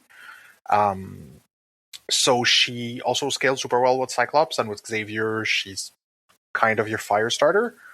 So she's another one of the model that's like a workhorse that works just great as a value model under all three leaders. And she also brings with her I think this is one of the better cards in the game, Journey Through Limbo. So that's always a consideration when you're taking Magic. You know. Yep. For those who don't know, I guess Journey Through Limbo allows you to spend 3, choose another character within 2, and you send them 3, and they get Incinerate. You may have seen it as a popular way to just eat your APOC up. Something noteworthy, it has to be played during Magic's activation, but it is a very solid card. Yep. Yeah, I can't emphasize the fact that it can target either enemies or allies. Makes it an incredibly versatile card for whatever situation you need to use it in. Yeah, and they don't drop their extract. It should be noted as well if they're holding one. Yeah. Which can be very good for your own repositioning. The math on Darkchild is also just, I think, wild. Pretty good. Yeah, like... And just solid attack suite. If she doesn't kill you, she gives out Bleed and Incinerate, which are also useful for other characters to, again, that alive on 1 situation. Giving a character Bleed makes them have to think about their activation or semi-staggers them. So, yep. Let's see. Do we want to talk about Faithful Companion? This is a card that both Kitty Pryde and Magic can play. It's okay. We can talk about think it's kind of suffers from the same issues as Mind Wipe. The base attack is good. Like, it's a 5-die energy, ignores range and line of sight, while the Incinerate, it doesn't cost power to do, so it's like a free attack. But yeah, I think like it's fine. It's not bad. It's not great. It's fine. Okay. Yeah. Perfectly reasonable card, but nothing that you would ever tie as a main part of a game plan.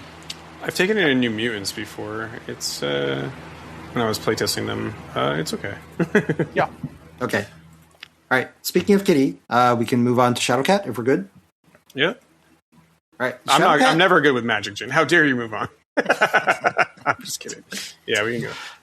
All right. So Shadowcat, I think at first impression, like she is the first long mover, I think, in X-Men, which is really good for, I think, various Storm plays. You know, Simon, I think you've charted out some grids for me sometime that, like, you know, where Shadowcat can just like hit a back F or something, and I'm just like, then safely and get something back. I'm just like, oh yeah, that's real good. You know. Yeah, that's probably one of the things noteworthy about X-Men that, like, we haven't talked about. But they are the single affiliation that has the most safe grab in the game. Safe grabs overall, and safe grab options in the game, bar none. Like, they can safe grab. I think Storm has the most flexible one, but they can technically safe grab up to 4 points on a mid round, like on round 1, which no other affiliations can do. So, like, that's definitely something to keep in mind, as like they have a shit ton of options, and being able to keep those options open under all 3 leaders is something you need to get. It's something that requires practice, but is very satisfying to achieve. Yeah, once you do we will talk about To Me My X-Men like later, but yeah, I think that there's a few things integral to that, but it gives them a lot of options to do so. But for Shadowcat herself, so the idea that her builder has the characteristics where, like, the opponent doesn't get their crits either for successes or for the pop the crits, I think is very interesting. It's only 4 dice, but I feel like the math works out generally in your favor, right, Simon? Yeah, there's breaking point if you want to break down her builder and spender, because her spender has the same conditions. So basically, if she's attacking a 3 defense dice model with no attack, it's about as good as a 5 dicer. But because it removes crits from successes and prevents them from exploding, the higher the defense pool of your opponent, the better the attack is, comparatively to like a 5 or 6 die attack. Interesting. So, like, if you're attacking models with like very large dice pool, like think of your Carnages or like most models with 4 defensive dice.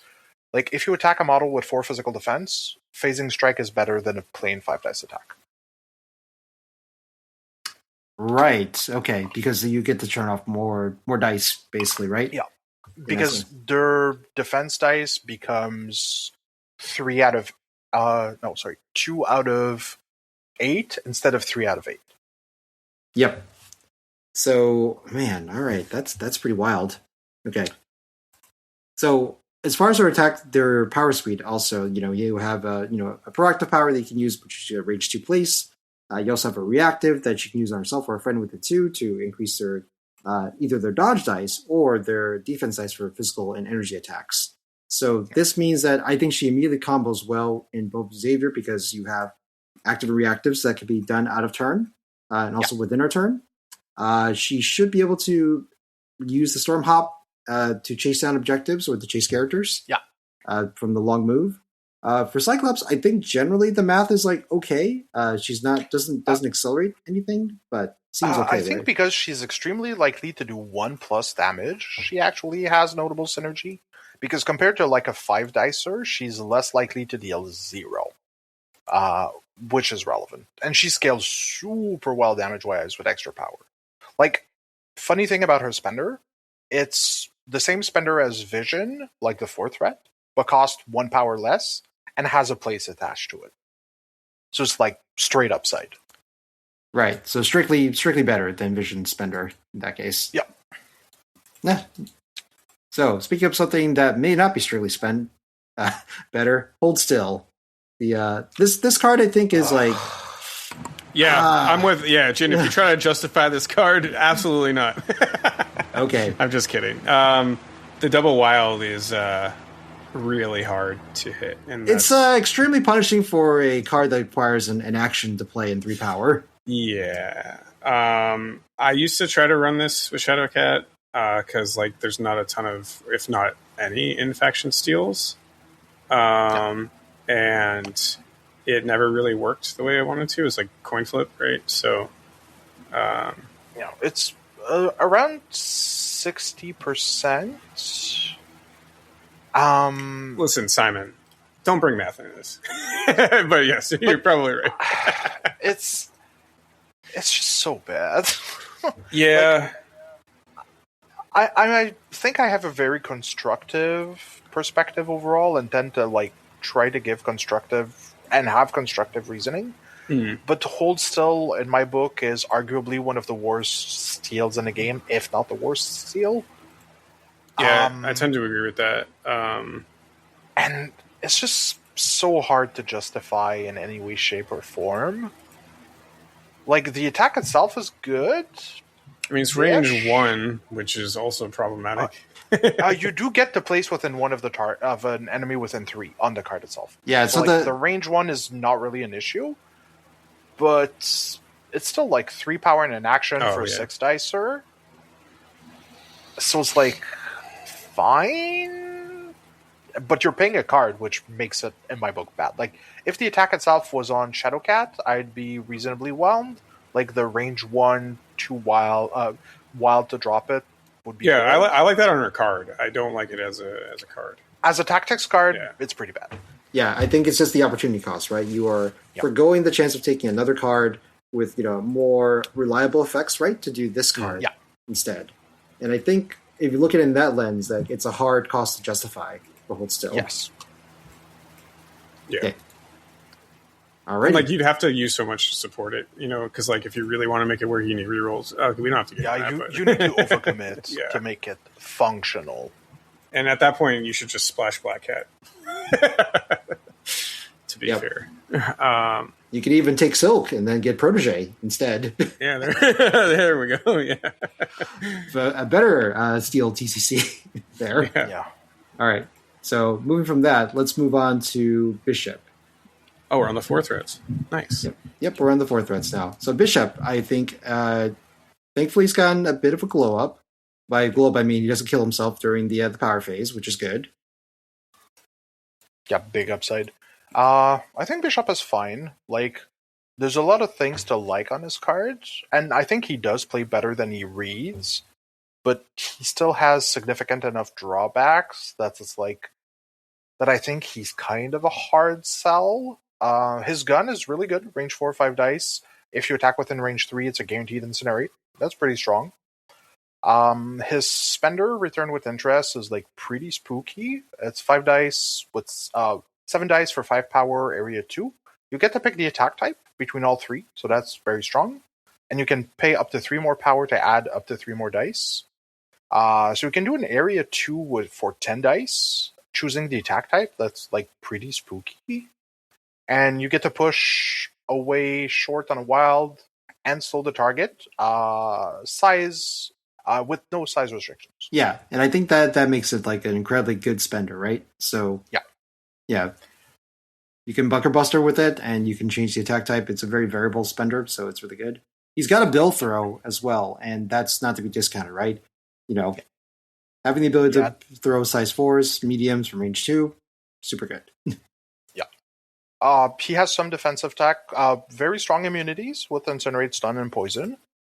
So I think the place where he definitely has the most synergy is Cyclops, because his attacks are good at either supporting dealing damage or scaling well with extra power. Cyclops being able to reposition him with Field Leader and help him break good power thresholds is good. But I think he definitely falls into the category of having too much competition in faction. Yeah, and you really want some sort of rerolls or dice buffs of some kind. Yeah. So like there are some in-faction models that can help with that. But at that point, it's like you're trying to take other models to sort of like, I guess, keep them in pace, right? With the output that you want from them. Yeah. Now, for a second though, let's talk about Mutant Trader, and I think this card is actually legitimately like a good attack card. Actually, I agree. I think if you're keen on playing Bishop, you should definitely consider this card. It is a very strong attack, very good effect. The card not costing any power is really good, and has a very interesting suite of triggers. I think if you're playing both Gambit and Bishop, definitely look at that card. It reads worse than it plays, because every time I've put that card on the table, it has been very scary. Yeah, initially the wild components like you think are hard to hit, but having a crit and a skull in your pool, then giving you a bunch of wilds because of that, it's deceptive, right? Like, and how liable it actually is to hit those triggers. So yeah, love this card. I think more people should play it, especially if you're playing these two in tandem. And these are two very good energy attackers within the faction. And sometimes energy attacks are very relevant depending on the meta or the roster that you're sort of like running into. Yeah. Okay. Let's see. Colossus. Bork, have you played Colossus in APOC at all? Really? Are you seriously asking that? Okay. Yes. Yes. As Pestilence. I played him as War actually for a little while because there's some interesting interactions there. But after he got the glow up, I think he was a really solid model. I especially weirdly liked him on like D shapes. That might be controversial, but at least in APOC, no, tight maps too. To be fair. To be honest, okay, never mind. I take that back. He was really, really good on like intrusions. Okay. The opposite of what I just said. But no, I think like adding, because like what, he was a small move before this. Yeah, he moved short before his latest move. And the M move opens up all kinds of wild stuff. I think Big Brother in general. And Simon, I don't know, do you use him a lot in X-Men in general, or? For me, he kind of falls in the same pit as Bishop, where I think he has too much competition in faction for what you want to be doing. Mm. And I think, I don't think he's a bad model, but I think he's definitely one of the models in faction that has the least synergies with the type of game plan you want to do. Colossus is definitely not a mid-range model, and I think that's why you don't see a lot of them in X-Men. I don't think it's that much of a problem with the model itself. It's just that he clashes a lot with how all three of the leaders want to play. Yeah, he probably shines better in different mutant affiliations in general. Yeah. I was going to assume that he probably has okay play in Charles just because he has the active and reactive powers, and he does appreciate probably have something to take to hits from. But Yeah, I think he doesn't clear. At least for me, he doesn't clear the bar of being self-sufficient enough. I think he's too power hungry for both of the power leaderships because they mostly shuffle power around more than actually generating it from thin air. And because his kit is pretty thirsty, I think that's why he kind of falls a little behind for me, especially compared to some of the other fours we're going to talk about very shortly. Yeah, that checks. We can move on. I think like overall he's probably better, and like he's definitely good. He's kind of a staple in X Force in some lists. He's definitely good as pestilence in APOC. Yeah. But yeah, I think considering the type of crisis and teams you want to create in X-Men, as Simon said, like I could see that Colossus just doesn't quite fit in that plan to accelerate the scoring game plan, right? So yeah. And I guess while we're on him, actually, before we move on, or maybe we talk about this later, but and again, this is probably out different immune affiliations, but Fastball Special is like a pretty unique card that is definitely good, like on Wedding Party in different. If you're bringing Wolverine and Colossus, I think it's like a solid card to think of on Fisk or like Wedding Party. Yeah, I agree. I think kind of like Mutant Raider, I think if you're playing both the models required for the card, it is a very strong card and definitely worth playing. Yeah, it got quote unquote a ancillary nerf when a collision damage went down, but it's still like you're moving Wolverine to a better position. So yeah. And dealing above average damage, so that's still pretty good. Yeah, they're still rolling 2 fewer dodge dice, so even if it does the one less damage than it did before, like the chance of them taking damage, period, is just much higher, right? Compared to other collisions. Yep. And you get bleed. Yep. An interesting fact: dodge dice are the only one that can be reduced to 0. So if your opponent is rolling 2 physical defense has 2 physical defense, they can actually roll 0 dodge dice. That's wild. That is something I did not realize, Simon. Now I'm like, who has 2 defense dice? I guess Cassandra Nova, maybe? Baron Mordo as well. Yeah. There's Clea. Ancient One. Ancient One. So if you're playing in a convocation. There's a few models out there, so like it's fun fact. Let's put it at that. Yeah. It's neat. Yeah. It sure is neat. Okay. So next is Emma, right? Yeah, I really like Emma. That glow up has been so good. The reactive, like transform the diamond for 0 and then being able to just at the top of the turn reform back to normal. She gets a ton of movement between like people attacking her, then having her activation go, and her kit clowns on Bill, which is like not a lot of things could do that like in this game right now. Yeah, I think like also being able to throw characters on Diamond form now also means she's a lot more proactive when she turns into Diamond. Like she's surprisingly mobile, surprisingly tanky, has a good suite of attacks and superpowers. Like when we were talking about Bishop and Colossus, I think Emma is definitely one of the models that like you're looking for, where she's self-sufficient, she scales better with both leaderships and affiliated tactics guard and the game plan overall. She just brings a toolkit that fits more what X-Men is trying to do overall. She's also super good into Dorm right now. Yes. So another current meta, as of the time right now, Dorm is kind of like in the meta more often than not these days. And Jian showed me that the hard way when she first released. Yep. So folks, power inhibition, the innate that she has in her normal form, which will prevent reactives and superpowers and tactics cards like while she's going, is the key to sort of turning off a lot of this defense tech counterplays that opponents would normally have. And her having just a solid, range 4, 5 dice spike attacks, a good spender, range 3, 8 dice, or the telepathic lash that you just roll 3 dice and hit crits or wilds will just do damage to people. Simon, what's the math on that? Because I'm pretty sure it's really high. It's 87.5, I think, to deal 1 or more damage. Yeah. Well, you're really doing it just for the displacement most of the time, but yeah. But because they can't reduce to 0 unless you're like Thanos or Adam Warlock, you can't pay for your DRs. and all other DRs are to a minimum of 1, so you're like extremely likely to deal damage and move models. Yeah, that power for me like is the sweet spot in her new kit. And like Colossus, she has both an active and reactive power. Even though Shield Mind is more niche, it's still a very welcome effect, especially if you're playing into control-heavy affiliations, being able to deny advances, places, or pushes, or bows, or a displacement from enemy mystic attacks. Like, it's nice to have as a valve out. Again, really good into Dorm as well. Yeah. Really, we're just saying this is just good in the dorm.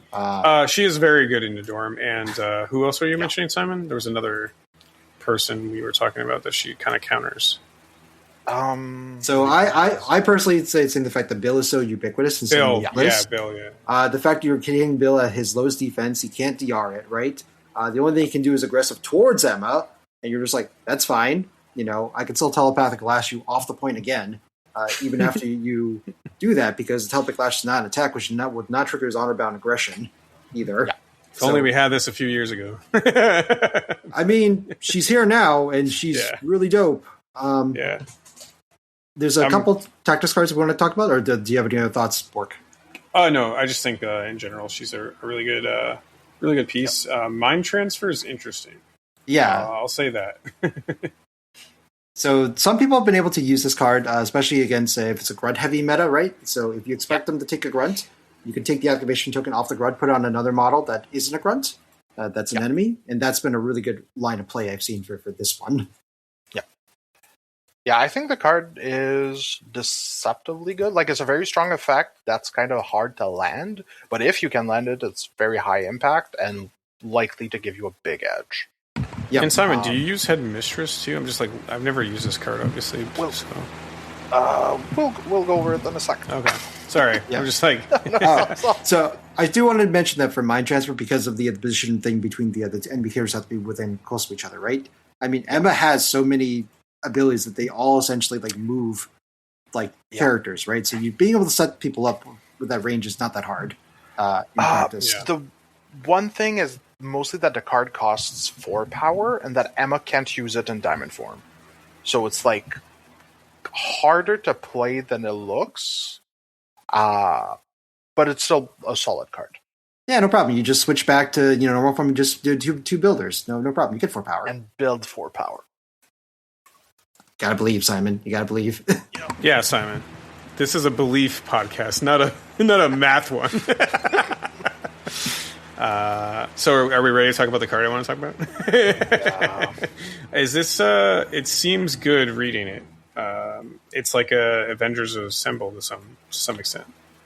It moves you medium though. Yeah, well, I know. Short. I know. The 2 caveats is that you can't be holding an objective, and it has to be during Emma Frost activation. I think a Headmistress is a very strong card, and for me, it's like probably the affiliated tactics card that threads the line of like, do you take it, do you not take it? I think it definitely has the most synergy with Cyclops, where you want to project threat a lot more and earlier if you can. So like being able to pass power with the leadership to her so you can forward your affiliated beaters is very strong. So I think it's definitely a card worth looking at if you intend to play a lot of Emma Frost. I missed it the first time that Emma can actually move herself using that card as well. Yeah. So that was an interesting thing to realize. Like, oh, this could also be like a pseudo charge as well if I need it to be. So like that's the baseline for me, and I think that's why the card is so good, because a lot of people are playing I Am a Baron with Zemo for round 1 charge, and it's basically the same for Emma, right? Like you can play it as a round 1 charge for 1 power. And because she has range 4 attacks, even sometimes 5 with Cerebro, like it can make Emma deceptively threatening on round 1. That's a good point. I didn't think of that. Good for you to mention Cerebro too, because oh my god, Emma slaps with Cerebro so hard. Like 6 die builder at range 5 with no counters, ignoring stealth and line of sight is pretty spooky. Yeah, I think she is probably my opinion the best user of the Cerebro card over. Her card's so good now. I really love it. She's super fun to play as Yeah, well. yeah, So, yeah. she's definitely one of your workhorse fours in X-Men, and I think there's an argument for her being the best affiliated four. At this point, would be a good argument. I would not argue with that at the moment. All right. So, speaking of the best of fours, what about the best of what he does? Oh, Can we talk about Wolverine? that's the other Wolverine. Yep. So we're breaking the cycle a little bit. When I talk about Wolverine, then talk about Logan the Wolverine. I think it'd be good to compare and contrast them. Simon, do you like him? This is a random question, but like, I think Wolverine is really, really, really good on Infinity. Is that true for X-Men affiliations as well? I think X-Men is strong on Infinity, but like for me, Wolverine kind of falls into the same camp as Colossus, where I don't think it's as much as the model itself as like what the affiliation wants to do. If you're playing a more mid-range fight, Wolverine is a good bruiser, but I think not being able to contest, not being able to interact on the injured side is a really big downside if you're playing mid-range, especially in a fourth threat. Do you think if maps got tighter, you'd consider him more, even in like the X-Men leaderships? I think the game would have to slow. It's really hard to say. Like, I think the game would have to slow down drastically for me to start considering him. But I think, but he's Wolverine. a little wide for me with Logan, but I think like he's a very dicey model. Like he has very high ceilings and very low floors. And I think if you want to play like the yellow spandex Wolverine, you have to be okay with gambling. Yep. Because he has a super high ceiling, low floor, and hence very low consistency. So he's not the type of model I enjoy playing, but I do think he has a place in X-Men if you want to play him. I do think Xavier is probably his best home, just because you can unlock the charge on round 1, and giving him access to rerolls on his charge where his wilds count double is definitely worth keeping in mind, because it can make him very scary. Yeah, I kind of like him there. Good shout out. Yeah, but I think in general, because you're playing a relatively more mid-range E2 faster scoring game, Wolverine doesn't really help that plan, right? Wolverine helps every plan. Let's just be honest here. Come on. I mean, yeah, you want to hopefully send him somewhere and like it takes care of the threat, right? Yeah. Now, to help that, he does have access also to Weapon X program, which I think is actually probably an underplayed card. I do like it for the extra movement and the extra self-sufficient, right? Like, throwing into somebody, for more damage. So this could be a way for you to finish somebody off, or just get on a point after you charge or something. Yeah. Yeah. So I think there's I like a this use card case a lot. Jian. This was regularly in my 10 for APOC when I had Wolverine. I think the biggest difference here is that X-Men is so hard pressed for cards that it's harder to fit Weapon X program here. Not wrong. Very true. Yep. But Weapon X program is a great card. I just think you're too squeezed in for your 5, especially in X-Men. Makes sense. Let's see. To touch on Wolverines really quick, here's my my take on Wolverines is the fact that, again, you're taking two characters that need to stand close to each other. They're range 2 attackers, and that is not a lot of threat projection they can put out. It'd be one thing if this was like a Cyclops and Jian, shoulder to shoulder, throwing range 4 attacks out from an area. But these are two punch claw people. So even though they're really good at punch clawing within this range, I feel like you're giving up a lot of the ability to project enough threat to get points or to deny points when you play Wolverines, unless it's a very. Are you talking about? So you're talking about both Wolverines right now? No, just DOG. You confused me because you confused me. I was like, wait, okay, all right. Yeah, sorry. Yes. The thing about Wolverines is a little weird as far as Logan goes. If we're going to touch on that for a second, you're right. Are we talking about Logan the Wolverine now? We are. Okay, so I'll say that Wolverines is a tactics card. It's the Wolverines tactics. Okay, God, we're Wolverineception here right now. Okay, so Wolverine the 4 threat, playing the Wolverines card, I don't think is a great candidate for it. And I think overall, that's why you're saying it plural, because the card's called Wolverines. Yes. I do think the card has a solid effect, but suffers from being expensive. I do think it's interesting. It's better in Weapon X, the affiliation, where you can play it with Weapon X, the man, and X-23. Yeah. Where both generate power well enough that they can afford the card, and it's more in line with what that faction wants to do, more than what X-Men wants to do. I've seen it there before, so good call out there too. Yep. Now, my issue with the, I guess like maybe it's a non-issue since this gives rerolls anyway. But you are giving up some reroll abilities also with Logan the Wolverine, if he's too close to Laura. But that's like a small like side grade. All right, so Wolverine I think is he's probably good in other factions more so than he is in Uncanny X-Men, but he is there if you really want the yellow spandex version of him. Yeah, and if you really like Wolverine, because some people, you know, not to name anybody, really do. Yep. But there's another version of Logan that's Uncanny with a cowboy hat. Yep. He's got a new hat. Yeah, he's got a cool hat. And his leather coat gives him an additional energy defense as opposed to his yellow spandex one. Yes, it's the leather coat. Are you sure? Has that been researched? Yeah, it The could be hat is cowboy hat. optional. The hat is optional, so I have. Okay. I actually have some gripes here. Power has to be the coat. If you don't build him with the hat on him, then why are you even buying the model? Let's be honest here. I agree. I think you need the hat, but the hat doesn't give you the defense. It's the coat jacket. does. Okay.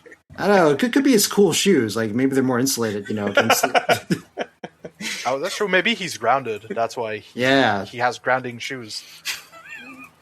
See, tights are Yes. not great energy defense, like folks. Okay, that's what we're saying here. That's All the right. lesson here.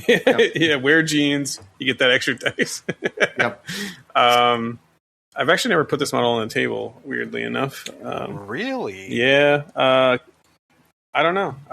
It just hasn't come up for me with the affiliations I played. So I would say before the age of Shang-Chi, like Shang-Chi became ubiquitous, I would say Logan was in the running for some of the best as a fourth red slash. That was just a good solo character. You can I just run agree. up I down the just flank. think I personally didn't play too much competitive. I was just getting into the game kind of when that was going on. So I do think he's currently underrated and underplayed. Like, with the advent of Shang-Chi, he did take a big hit, but I do think we are seeing currently less Shang-Chis than before, which is like a perfect storm for his revival. He has an extremely strong attack suite, solid superpowers, and is just like another one of these fourth round workhorses.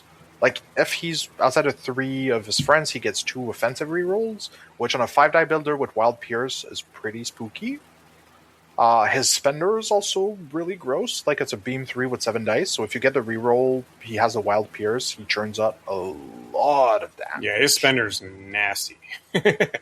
Yeah, I was able to take out an entire squad with that one spender one time. Yeah, it was insane. You can definitely daze or KO 2 or 3 models surprisingly easily. And because both of his attacks position him, like reposition him, he is also surprisingly mobile. Yep. Also, the what I do is very nice. That 3 power to you do the next slash, but there's a throw. So your place and the throw happen at the same time step, so you can take them in either order. So that gives them a lot of flexibility, actually, of where you want to be after that particular superpower action attack. And if you compare it to like OG Wolverine, where he throws on his spender but only on damage dealt, here the throw is on the builder and is guaranteed. Which for me, like, gives him a big leg up compared to his yellow spandex alternative. Yeah, so I think he definitely has good play in just about every ability, every leader. Yeah. I want to say. Yeah, I would say so. Like, I think under Storm, he's very easily to like use the leadership. You build her once to forward yourself, then get your rerolls. Under Cyclops, he scales extremely well with extra power and deals damage fairly reliably. And under Xavier, I think he gives you control and is self-sufficient enough where like you can use Xavier to help his power breakpoints with the 3 power for the throw or 4 for the spender, but he's also self-sufficient enough that he doesn't need that much. And if you can squeeze yourself within like the range band of between 3 and 4 where he gets his own rerolls and you can give him Xavier rerolls, he becomes even more even scarier. Oh yeah, if you can skill that, that's really good. I really like his card. I don't know why I haven't used him before. And I'm like reading it. Probably because he's not painted. That helps. We can talk about his one tactics card, Gotta Get Some Air, where if any model is advanced or placed within 2 of Logan, he can play the card and advance his speed away from the character to trigger the effect. He cannot contest objective tokens this round, but one noteworthy thing about that interaction, especially if you play it on round 1, is that it does not stop him from rolling on pay to flips. He can still interact and pick up tokens, he just does not contest them. Oh, good call out. You've played a lot of X-Men. Yes. These are Like, I played some them real too fringe much. situations. Yeah. I played them too much, and this is not an overstatement. Yeah, but it does. We talked about in the beginning that because of first class, right? I think X-Men actually have quite a good amount of play into pay to flips. Yeah. So this is just something else that's like, it's like, hey, this is actually fairly pay to flip friendly. Right? Noteworthy interaction. Yeah. Yes. It could be like really good, like round. Like I'm just thinking, if you already are using first class on a pay to flip, then this is like a later game type of thing that might be very useful. You can see it as basically a charge, right? Like if you use a model to pick up one of your home extracts, like for instance, like a storm or like a domino, and you can walk back to like behind roughly where your Logan is on the deployment line, it still gives them a medium move towards the middle, which is functionally a 0 power charge. Oh, that's true. Yeah. I Very can see this really messing up a Rhino sometimes to try to get something off of him, which would be pretty funny. Plus it's Yeah. Logan with a hat, so super It's cool. got a hat and a cool bike. Yeah, and cool. Yeah, the card art is actually very cool for Gotta Get Some Air. Yep. All right. Speaking of another cool individual, shall we talk about Nightcrawler, folks? Yeah. The most gimmicky model. Well, so You shut Okay. your mouth. no. Before we get into it, I will say I've seen so many Nightcrawler lists trying to like pull off the like unlimited attacks. Over time, like every once in a while, you get that player who's like, "Hey, I got this crazy idea." I'm like, "Yeah, you and like 20 other people," but they're like, "I want to try it out." I'll put it this way. This character was strong enough to be nerfed before Shang-Chi. So That's true. I'll put it. He's still good. No, I'm not saying he's a bad. He's actually an excellent model. I'm just saying I've seen those lists like, "Oh, we're gonna get the unlimited Brimstone Blitz off," you know. Yeah, I think that's definitely an easy trap to fall into. Yeah. I do think, for me, Nightcrawler, at least currently, like fits somewhat in the same role, not role, but like has kind of the same issues as we've talked with Colossus and Wolverine, where he's a good model, but just falls kind of too far into not what the affiliation is doing, but on the complete opposite side of the spectrum, where he's just like a very mobile harasser. And I think the current like scenario packet is a little too tight for him, which means he's not super tanky and resilient, and because his biggest draw is his mobility, he doesn't get to leverage it, and is kind of exposed. Like he just kind of dies kind of too quick and does not output that much for games that score like mid-rangey. He just wants to play a much higher scoring game instead of like what's currently working well for X-Men. Yeah. I mean, if I had to pick a spot, though, I think he probably works okay under Charles because of the active and reactive powers, and he gets some rerolls, right, to help out both the getting the stun off the teleporting strike builder, but also getting it's a little bit more cushion for the Brimstone Blitz, right, the re-trigger. Yeah, I agree. I think he's like one of the most mobile models in the game, just being able to place within range 2 of your target whenever you attack, and having a teleport for up to 3 power, place up to 3. He's like, he can be anywhere on the map, wherever you want, for most of the game. Yeah. The stun and damage on the builder is cool. The spender is, like, if you want to gamble, like, it's cool to get the Yahtzee. It can round or down a Hulk in a single round, but it's more unlikely than not. So I think, like Steven pointed out accurately, like, it's very easy to want to try to high roll it, but in practice, you're better just like building and stunning and being everywhere and being super obnoxious. Yeah, the Brimstone Brick seems more opportunistic and less something you need to build around, which is something I think a lot of players could fall into as a trap. Yeah. It's a trap, like Star Wars. That was a quote from Star Wars. Known Star Wars fan, Stephen Bork. Actually, no. Yep, exactly. We okay. Yeah. All right. So hey, I'm just all trying right. to add some, funniness to like the fact that this is we're going through some really cool characters and we're hitting our Cabal runtime. Oh man, yeah. But shall we? Well, speaking of hyper speed, shall we talk about mass transit?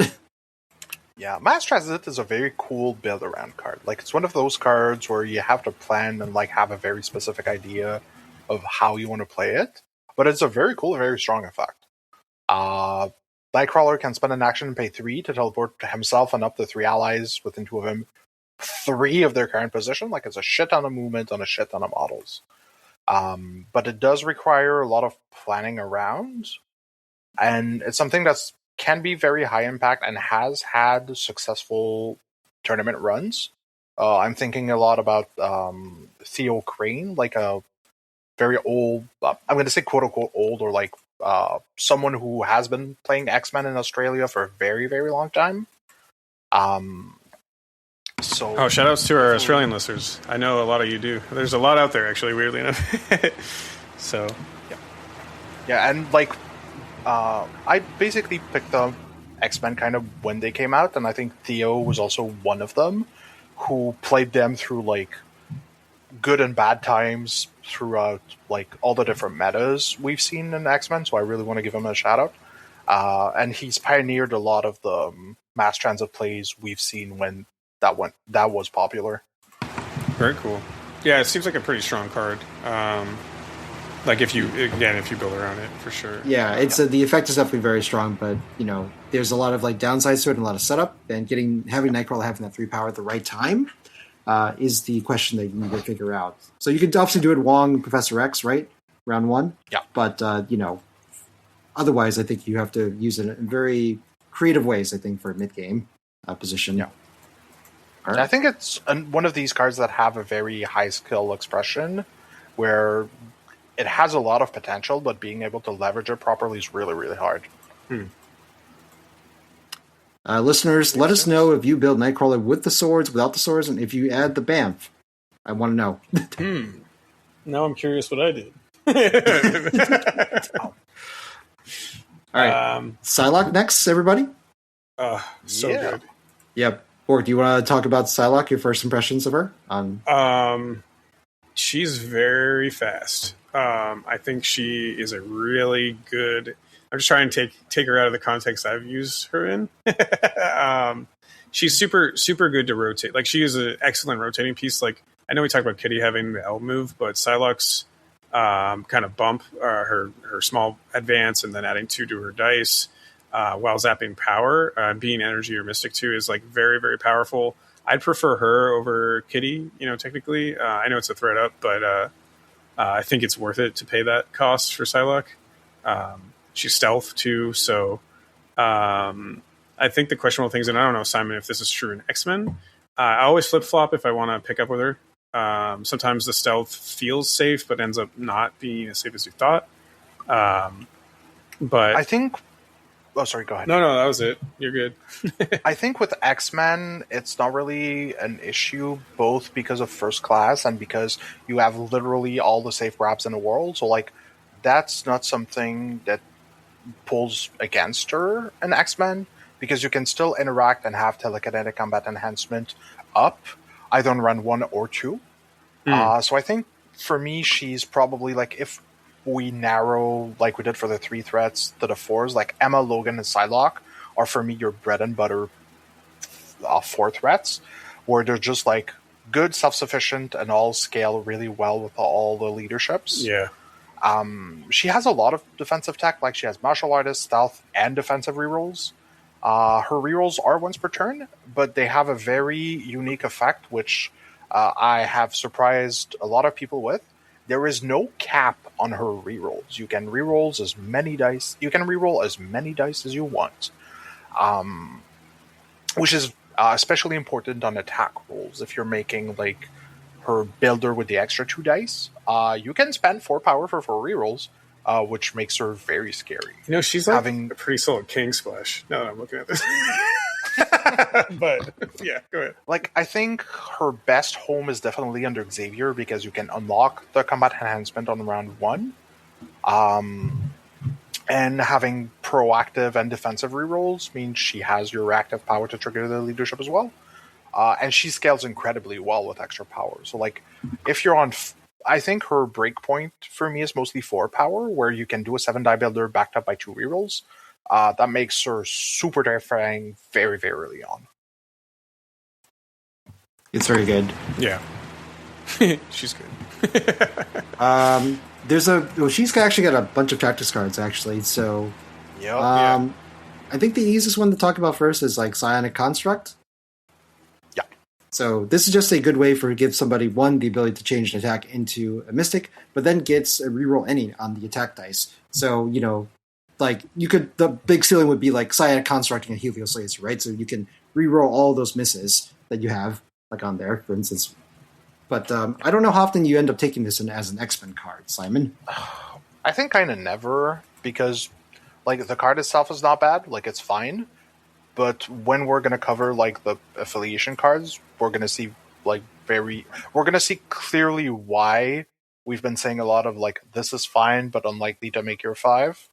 And I think Psionic Construct and her other card, Crimson Dawn, kind of both fall in the same spot of like, they're not bad cards, but they have a lot to compete for. Agreed. Yep. no one was talking. Man, do you get so much movement off of Crimson Dawn? It's really cool, man. But X-Men is like one of the most mobile affiliation already. So like I think it's one of the cards that is better in places like X-Force or even Apocalypse, where you can better leverage that extra movement. I agree with that. And she's not wrong. Surprisingly, even more tanky. And if you are going to use Crimson Dawn, one thing to point out, because she gains healing factor, you can use that other card that I forget the name of. Instant recovery. Yeah. So on her backside, so she becomes even harder to take down. Yeah. Especially now that she has 6 health, like it makes such a big difference. It makes her a lot harder to remove once she's dazed. Like the threshold of 6 health makes a big difference, and she really has been enjoying it a lot, at least for me. Yeah, that's very true. Yeah, it's really nice not having her one-shot randomly on her backside once she flips. Yeah. So that's been really good. Yeah, because then you can't even use Crimson Dawn. I'm saying, it's really cool. Yeah. All right, our final 4 threat is Rogue. I love Rogue. yeah. Every time I see her across the table, I'm always like, she is quite annoying and very, very good. Simon, do you think she fits in? Where does she fit best, you think? Yeah, I think she definitely fits well into the mid-range plan. I do think the nerf to throws has made her a little worse, but marginally so. I think she has a very good Superfire Suite. I think she's very power hungry. Like she's one of those models where if you could spend 15 power with her, you would. But her breakpoints are low enough that she, like, even not being able to fully leverage all of your kit means she still gets high impact activation. Like, Mutant Absorption is a nasty superpower. Like, that's as close to through damage as you're going to get in this game. Or just removing power from a model and dealing damage while denying them the power gain is really, really gross. Especially early on round 1 if you're playing Charles. She has a charge, a character throw on her spender, and a terrain throw as a superpower. So she's just like well-rounded 4-threat brawler. Yeah. And I wouldn't fault anyone for playing her under any of the 3 leaders. I mean, thinking about like Thor 2, right, where he has the ability to attack twice, throw a terrain, and also pounce into people. Not too dissimilarly, like Rogue can attack twice, throw a terrain into somebody, and also mutant absorption somebody for damage. So that's like 4 instances of damage that you can do to people. So I don't think anyone should ever discount that as far as like the efficiency of a kit, right? Even if she's very fun, I agree. Right? Yeah.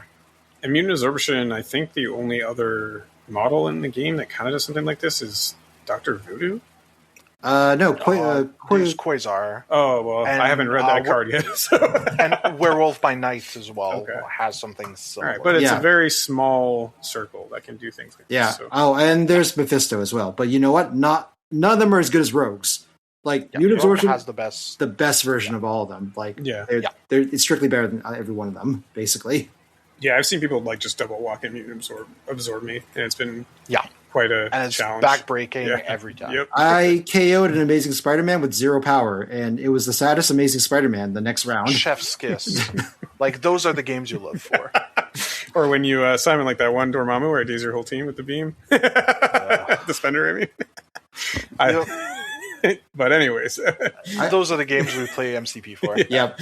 So outside of Colossus, this is the other character that actually has a DR to a minimum of 1. So if you have to pick up something on the midline, I feel that she's one of the few characters that could do it, and you don't feel like she's going to just evaporate. Yeah, and like Simon was mentioning too, like she wants to spend power, so she does pick up and like takes a few bits of damage, then her next round can be like pretty effective. But I'll go over it again. X-Men has infinite safe grab. You never have to pick and leave anything. But in a vacuum. Please don't. Yes. Please don't. Okay. So listeners, what we're saying is, well, what Simon's saying is if you did a midline pickup and it wasn't safe, you done it wrong. Yeah. Is that not quite, but pretty close. Okay. Well, you could recal her absorbing strike to get more wilds, right, Simon? Dun, dun, I do have that sound bit, but anyways, let's keep going. Cable. Yeah. Okay, I want to like Cable. I'm not sure if I like Cable in X-Men. Honestly, I straight up just don't like Cable. Like, I think he's one of these models that read better than he plays. I don't think there's anything wrong with him per se, but I do think he kind of doesn't fit the plan and is a little too fragile for 5 threat. Like, I think he has good synergy with all 3 leaders, but I think is just not efficient enough, especially when you have like a plethora, as we've seen, of like excellent 3s and 4s. I think Cable, for me, is where it starts being a hard sell on affiliated models, where like he's not bad, he's not great, like he's fine, but you have room for him. Yeah, and I think most of the time you don't, right? The thing about Cable, to me, from a design standpoint, is that his only control really is to kill somebody, right? So he has to daze or KO somebody to stop activations. Otherwise, like, he isn't going to be able to displace or do anything to anybody. And if you're playing a mid-range game where you're trying to score out folks most of the time, it's throwing dice at people is not always the most reliable plan, right? And that's going to lead to games where Cable can feel kind of rough. And I feel he also compares unfavorably to the other affiliated 5 that like does more damage, just straight up. Not wrong. Let's see. Is there any cards to go? Nope. No cards here. So yeah. Jian. Let's talk about Jean Grey. Oh, I love Jean. I love that model more than I should. I think she's a solid and underplayed model, but she does have enough very clear flaws that make her both hard to play and sometimes hard to justify in your X-Men list.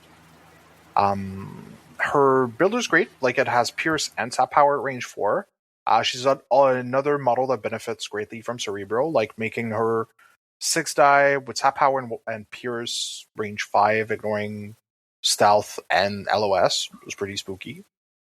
Her Spender is just insanely strong, even for 5 power. It's like 9 dice, you get Explosive and before damage size 4 throw. Because both are before damage, you can throw before then explode, or explode then throw. So that Spender is just straight up cash money. She has a solid throw, size 4 within 3, throw medium. Matter Transmutation is a power that is as awkward to play as it reads, but it's still really strong. Like, it's a size unrestricted push short on an activated model within 2, and is not restricted to once per turn. It is restricted to once per model. So with 9 power, you can displace 3 models. Yep. And you can also use it on your friends, because this is one of those that doesn't specify allies or enemies. Allies or enemies, yeah.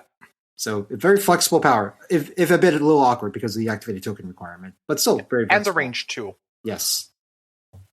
She does gain 3 power per turn, which is like a great breaking point because it unlocks her throw or the push, which if she's your last activation, she can just double walk and push a model of a point to take it, which is good. Yeah. So yeah, I think Jian is definitely like way underplayed, but she feels better on the table than I initially would have thought. Yeah. But she's definitely on the very fragile side, right? With 13 health and 3/4/5s with no defensive attacks, it makes her a prime target for your opponent to take off the board. But you can threaten with the Jian card. So for this has caught me off guard a couple times. I have a local that likes playing Jian, the card. Oh, Jian, you said that wrong. It's Jian. Jian. So either Cyclops or Wolverine can basically attack somebody after Jian dazes or KOs for any reason, and that's the thing. Like any reason, like she could have dazed to a cube, or some sort of incidental throw. You could have thrown your own model into Jian to daze her, and then give Cyclops a builder or spender, or Wolverine a builder or spender. So this is an interesting card, and I think it's definitely more playable than people maybe initially think. Yeah, I do think the card both read and plays well, but I think competing with the other card Jian has access to, which is arguably one of the best character cards in the game, or like one of the strongest character cards in the game, in addition to like competing for strong cards, is rough. But Jian is a very good card. Yeah. But you're right, Simon. Mental Domination, I think, is one of the best cards in this game as far as like just flexibility, right? You can use it to try to do damage to somebody, but most thing is that there's a guaranteed displacement, right, that you get off of somebody. And this doesn't take an action or anything, right? Yeah. That's one of the things, right? Mental Domination is one of the cards I would consider complex, just because there's a lot of interactions and subtleties that are not easy to grasp at face value. So first of all, yes, there's an attack, but it does not cost Jian or Cassandra Nova an action. So basically, you get to pick an enemy within 3 of your model. They advance short, and the character that played the card makes the attack above. So the attack comes from Jian or Cassandra Nova. You can, which means the model that you move can target itself with the attack, because technically the attack is coming from Jian or Cassandra Nova. So I can pick a model within 3, move them, have them attack themselves, and resolve the trigger. So basically it's range 2 dice physical, add dice equal to the number of physical defense, but you do get to reroll the number of opposing dice in a defense roll. So like after they've done all their reroll, you get to reroll any number of their successes after they're done.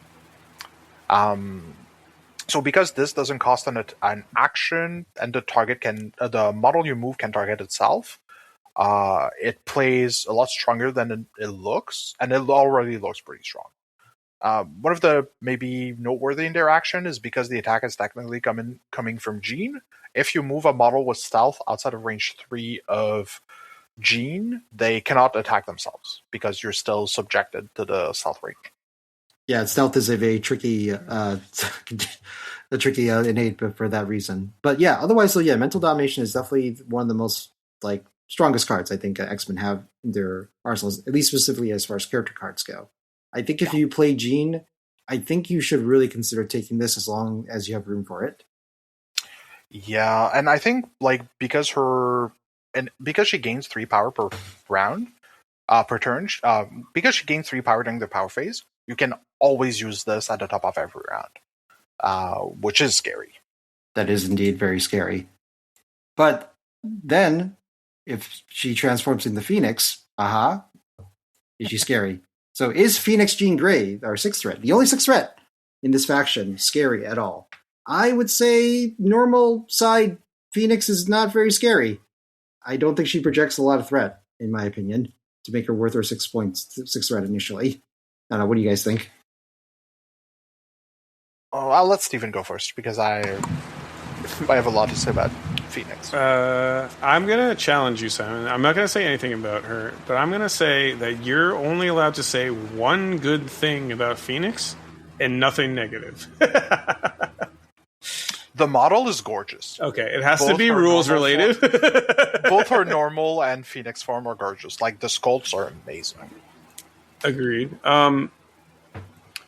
She is fun. That's my comment, Jian. She is a casual piece, I think. That's a lot of fun. I think the only thing that projects sixth threat for her is the superpowers, the active superpowers that she has. I think being able to throw a size 5 or, being able to, do a once per character, heal for 2 in condition is actually legitimately, very powerful ability. The ability for her to build power, though, is really rough. Her 5 threat builds much better power than she does, in my opinion. Yeah. Would you agree, Simon? Where did Yes, I think that's probably my yes. Okay, so a lot of things scale kind of poorly on Phoenix. Like, her attacks are under average for 4 threats. Her superpower are either on par or below curve. And she has very notable downsides, even after the power generation. Her relations to the Phoenix token, which we'll cover because it's a big point of the character, means she can randomly just quote unquote flip in circumstances outside of your control. She's also surprisingly squishy with no defensive tech. Yes, she can heal for 2, but she's still 4/5 with 7 health, so she is susceptible to both control and damage. Her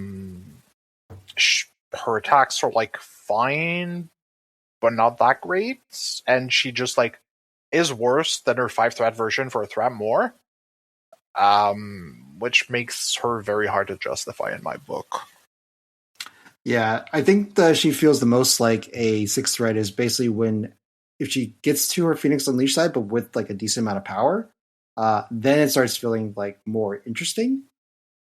But yeah, her normal side just seems like it doesn't quite scale to what I believe a 6 threat should be. It's very power intensive as a kid overall, with not a lot of payoff. Outside of the superpowers that we mentioned here, and yeah, you can't just have her just days, and wake up with not a lot of power. If she goes to Phoenix Unleashed side, though, I do have to respect this form a lot because, one, she is a large size character that is kind of hard to displace sometimes, depending on what access to displacement you have. Good immunities, and the fact that she does do a lot of damage. I think most of the time. I don't know. What do you guys think about the Unleashed side? I think she just becomes a model that rolls dice. Yes, she can roll a good amount, but you have to be careful to balance her Phoenix token, or she just randomly dies, which is a pretty big drawback for your 6th threat. And while her kit is probably not super well balanced power wise, she also doesn't synergize super well with any of the 3 leaders, and definitely does not play towards the mid-range game plan we've been talking about. Yeah. She's fun. I think Eric could rewrite her kit a little bit to make her a really cool narrative piece. Oh yeah, no, we do not doubt our compadre Eric to do. No, I just mean she would be if you could rewrite her kit a little bit, she'd be a good boss battle type narrative scenario type model. Sure. Competitively speaking, though, her best tactics card is still mental domination. Yeah. Yep. Yeah. I don't mind I Am Reborn, but I think it's too slow for it to be worth it. Yeah. Because even in the best case scenario, she's... Oh no, I was thinking about White Hot Room. Yep. Yeah, I Am Reborn is fine, but I think, again, suffers from competing with a lot of cards. And because it's only when she would be dazed, if you flip her to Phoenix Unleashed, it doesn't trigger. Yeah. I'm really bummed that I Am Reborn also pushes your own characters as well. Like, if it was just enemy, I think this would be much more useful. Like, if we compare it to Fallen, right? The card we talked about with Angel at the beginning, where it only pushes your enemies and gives them Incinerate and gives them Bleed and upgrades your model. Here, you play it, you push models, and you Incinerate your ally on a model that's literally double the threat as the other one and has an overall worse effect. Well, in this one, I will say that the one thing is that I think Angels has to be done during the cleanup step after you've already scored, whereas I Am Reborn can affect things before scoring happens, which, I'll give that as it's one That's form. true. That's true. No one scores this point. Yep. But go ahead, Simon. I think that's a very good point. Okay, the White Hot Room, I will agree with you, Simon. I think because of like the pace that you want to score out the game, right? I think to get the White Hot Room to even have an effect means that the game is projected to a very long game, and that's probably not where you want to be, right? With X-Men most of the time, I feel that the longer the game goes, the more X-Men are kind of running on fumes. Yeah, and Phoenix's explosion can really can do a lot of damage. So you might not even have anyone left at that point. That's all true. It actively harms like your 5 wide team, right? Or 4 wide, depending on like how much threat you're able to put out on the board. Yeah. Yeah, there was a game you were playing, Ben, Jian, that I don't remember exactly what happened, but I do remember you were both down to one model after she blew up. Which was pretty funny. So. I guess technically, like if you are able to table the other opponent, because the tabling happens first before Phoenix KOs herself when she explodes. Yeah, that is a win condition? Question mark. That might be one of your only game plans. Technically correct. So the best kind of correct. Model design wise, I think it just the threat, the how long this character wants to play a game, just means that it's not compatible with the X-Men plan, right? So unfortunately, this means that it is the only affiliation she's in, and she's currently not a good piece for that plan. I think, which is unfortunate. I think the juice is definitely not worth the squeeze. Yeah, I mean, it's fun though. I would highly recommend putting her down in fun games because her kit can be. It's kind of like some of the orc affiliations in other games. It's just so random what she ends up doing. It's kind of out of control, especially when she flips.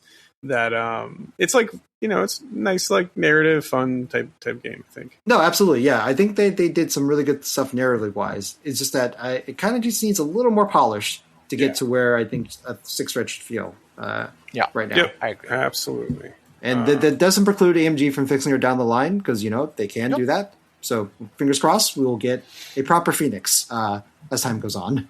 Yeah. So where are we now? Let's see. We can shout out a couple splash options that may not be initially. Yeah, Simon, give us your top 2. Okay. We can do 2 splashes per leader. I think for Storm, Dr. Voodoo, hands down, not even close.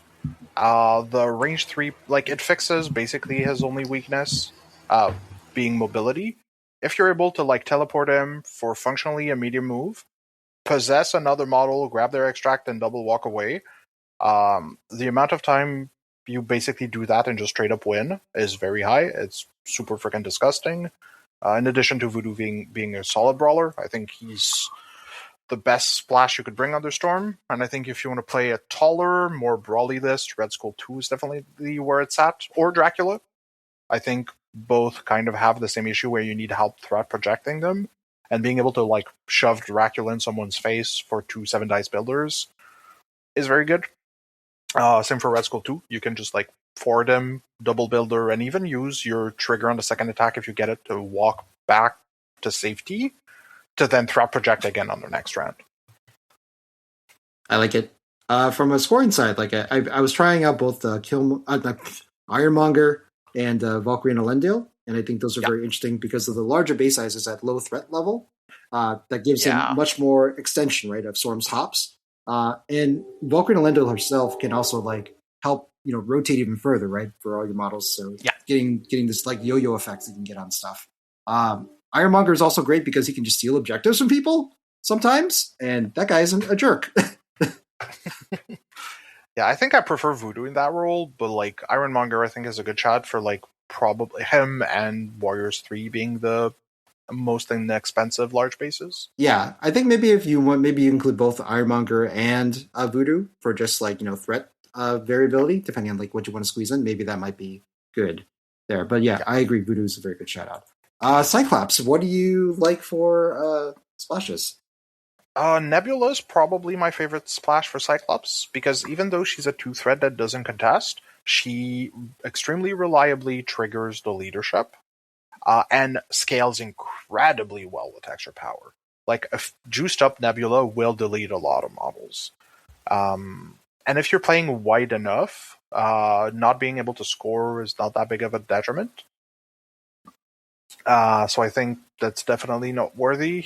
I think for the second one, I have liked a lot of King Black Bolt in the past, just because he scales super well with extra power, has a very solid beam, displacement on attacks, is mobile, tanky, and can reposition your model. So like those two are probably the ones I would look out for the most in Cyclops. I like that. Yeah, you have one option that lets you go a little wider if you need to, and then another option that goes a little taller if you need to, right? Depending on what the mission's calling for. Yep. Yeah, no notes for me personally. I think those two are very good call outs. The normal like Zemo and stuff, obviously, like you're playing good mid range for those. So like just good value models in general. Yeah, just good models that can trade up, and I think you're in a good spot with Cyclops most of the time. Yep. So with Charles, I'll go and just say that I have really been enjoying Quasar, actually under Charles. She has access to both active and reactive towers, including a 1-cost like heal reactively, which is really good. She has access to quantum bands, which is a 1 dice lower worse mutant absorption from Rogue. So what I've been doing is I've been pairing both of them together and walking up to people and just letting them just like double mutant absorb somebody while they're attacking somebody else. And that's been a way for me to down a lower health model sometimes without giving them any resources, which has been very interesting. Yeah, that's a good shout. And because both Rogue and Quasar have charge, like you can threat project very early, very effectively. Yes. The one I would shout out, which I am currently very addicted to, is Miles 2. I think he is utterly disgusting under Xavier, and I'd be hard-pressed to not splash him, just because it unlocks the range 3 plays that gives you 2 additional attack dice, and he has a wild size 3 push on the builder that slows. So like one of the things you can do on round 1 is once you've passed the power to Miles, I usually pair him up with Xavier because you can put Xavier on like your home secure, like an Infinity Formula or even a Mutant Madman. Then you place 3 Miles, walk to the opposing back point, make sure you're within 4 of Xavier. So now you can do a 7 dice attack backed up by 1 or 2 rerolls from Charles on their home back points, and if you get a wild, you get to displace them as well. It's really, really gross. I encourage people at home to try it. Nice. Are you typically looking to push them towards Charles or away from Charles? Just away from the point. Ideally, not too close to Charles because Charles is still somewhat fragile. But being able to like aggressively take back points is really good. And Miles having a like legit counterattack, in addition to being tanky, makes him super obnoxious to deal with. Yep. No, he's been a good splash in a lot of different places, but yeah, Xavier's definitely a good shout out for that. Yeah. I think similar to Quasar, like Bill and Juggernaut that we've glanced over are good Xavier splash for the same reason. So basically you want an active and reactive power you can use to trigger the leadership. Ideally both have to be somewhat inexpensive and have power thresholds that Xavier can help unlock. Yep. Let's see. Just skip around a hot second. I think we should talk about the tax card since we've been teasing that quite a bit. So this for 2.5 hours. This team has amazing tactics cards. Holy crap! Like, which one do you want to start with, Simon? We can start with what? First class. I think it must be really important because it's on our outline twice. That's why I crossed out the first one. But anyways, let's go. Listen, double the pleasure, double the fun. All right. Yeah. Like, X-Men. that's the thing, right? X-Men has multiple faction-defining cards in their pool, and they're all extremely good. So First Class, I think, is a cornerstone of playing Professor X. You play that card almost every game, if not every game, because it lets you start the power exchange while letting you still interact with Crisis. I think for Storm, it depends on the scenario, and with Cyclops, it's one of the cards I actually play rarely. Like, if I'm not on a beta flip, I'm not bringing First Class. Because your leadership generates power and you're playing a little more aggressively, so it's not as impactful as for the other two leaders. Yep. I think Cerebro we talked enough about when we covered the X-Men psychic mutants. Yes. It's a good niche card. It has solid applications. It's definitely I think it's a card that's easy to put in your 10, but a lot harder to put in your 5. I think as long as you're playing at least 2 of the Professor X, Jian, and Emma, it's definitely worth playing in your 10 and bringing out against matchups that are kind of weak to Mystic attacks. Yeah, it definitely gives just more pressure right from that vector. So I like that a lot. Children of the Atom, I think this kind of can make a 10 depending on the meta, right? So if it's a condition meta, would you consider Children of the Atom? It's one of the cards that I now play a lot more than I used to play before, because there's a lot of incidental, very hard impacting conditions. Like, we are seeing a lot of staggers, we're seeing a lot of Hex, Incinerates, and I think being able to clear conditions and randomly just gain a bunch of power has been really good. It's a card I am currently playing over Journey Through Limbo almost every other game. Which should tell you how much I value Children of the Atom. Yep. No, I like it a lot more. But AMG seems to be printing a lot more characters with good condition game, so I think this is more relevant than ever right now. Yeah, I think if you're expecting to play against a Namor or a Shang-Chi or an Apocalypse, which are all very common in the current meta, just being able to clear a stagger and gain power is a very strong effect. So that in and of itself should make you consider the card. Yeah, especially since if that power could be a breakpoint for a large play as well. Yeah. So we've already talked about Headmistress. It's a great card. Yep. No notes. Mind Wipe we've covered. Mind Wipe as well. To me, my X-Men. I think this is a very interesting high skill cap card, Simon. And every time you play this against me, I'm just like, God, you could do that with this card? Yes. To me, my X-Men is definitely a card that has a lot of room for skill expression. And for me is one of the cards that is the cornerstone of X-Men. Because of the way the card works, any of your leaders can play the card even if they're not your active leaders. And because when you move towards someone, you use the 90-degree angle. So as long as your leader is in the middle, you can deploy basically anywhere on the map and save extract with any of your models, any of the central points. So I'll be a little self-indulgent, but I used to run a blog mostly dedicated to X-Men plays, and I have done a lot of guides and tutorials of how to play these types of cards if people are interested.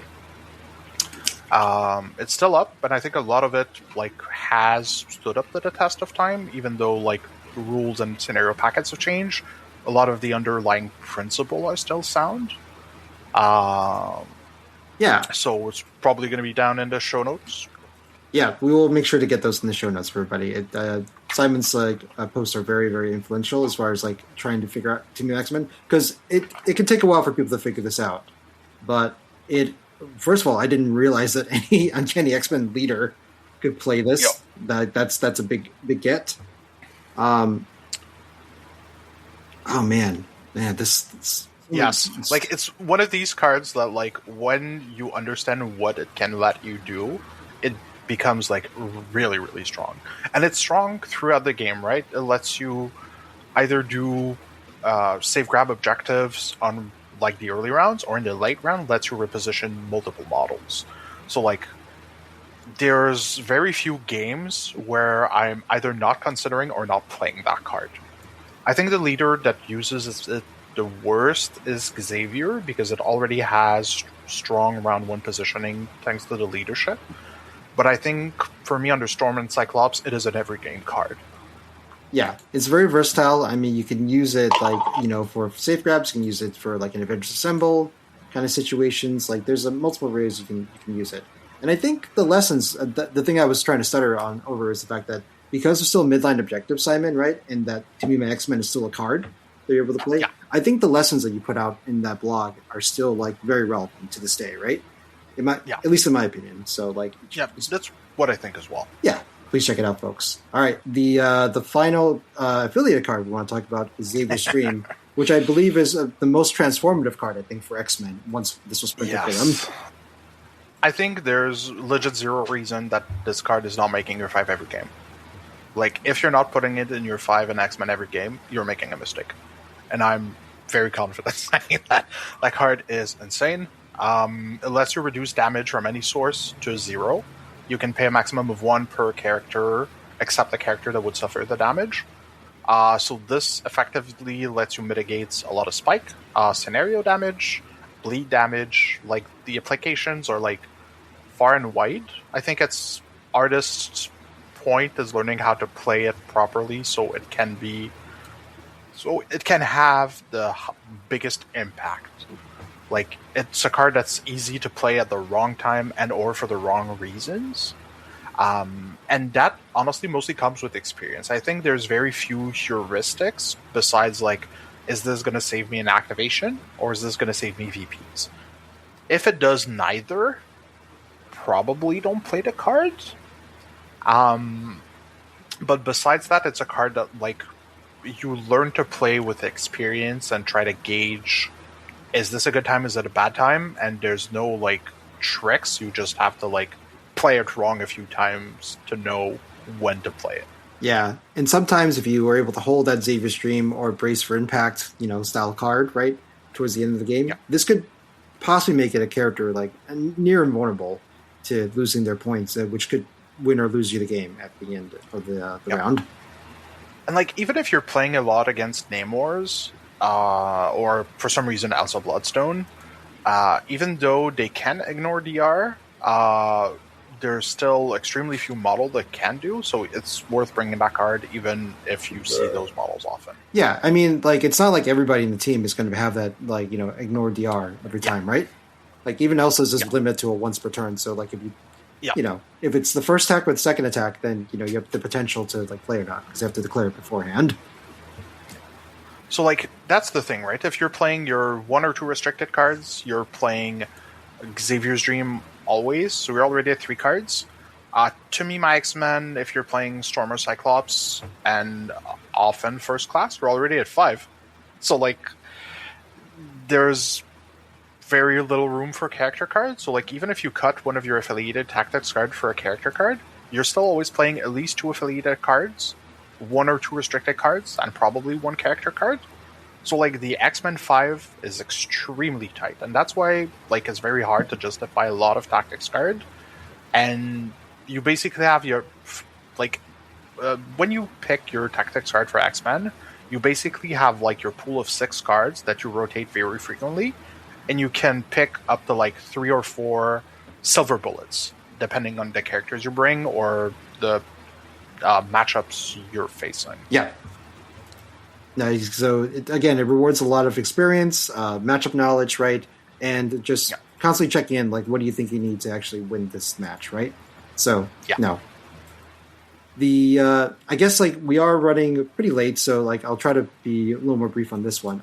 As a general, like, archetypes or, like, list archetypes that you don't want to play against, Simon. So what is a type of list that you think is really good into X-Men? I think because of its mid-range nature, X-Men is, like, pretty flexible. I do think the thing that scares it the most is, like, tall attrition, because it becomes really hard to persist through all this and, like, trying to like live through everything.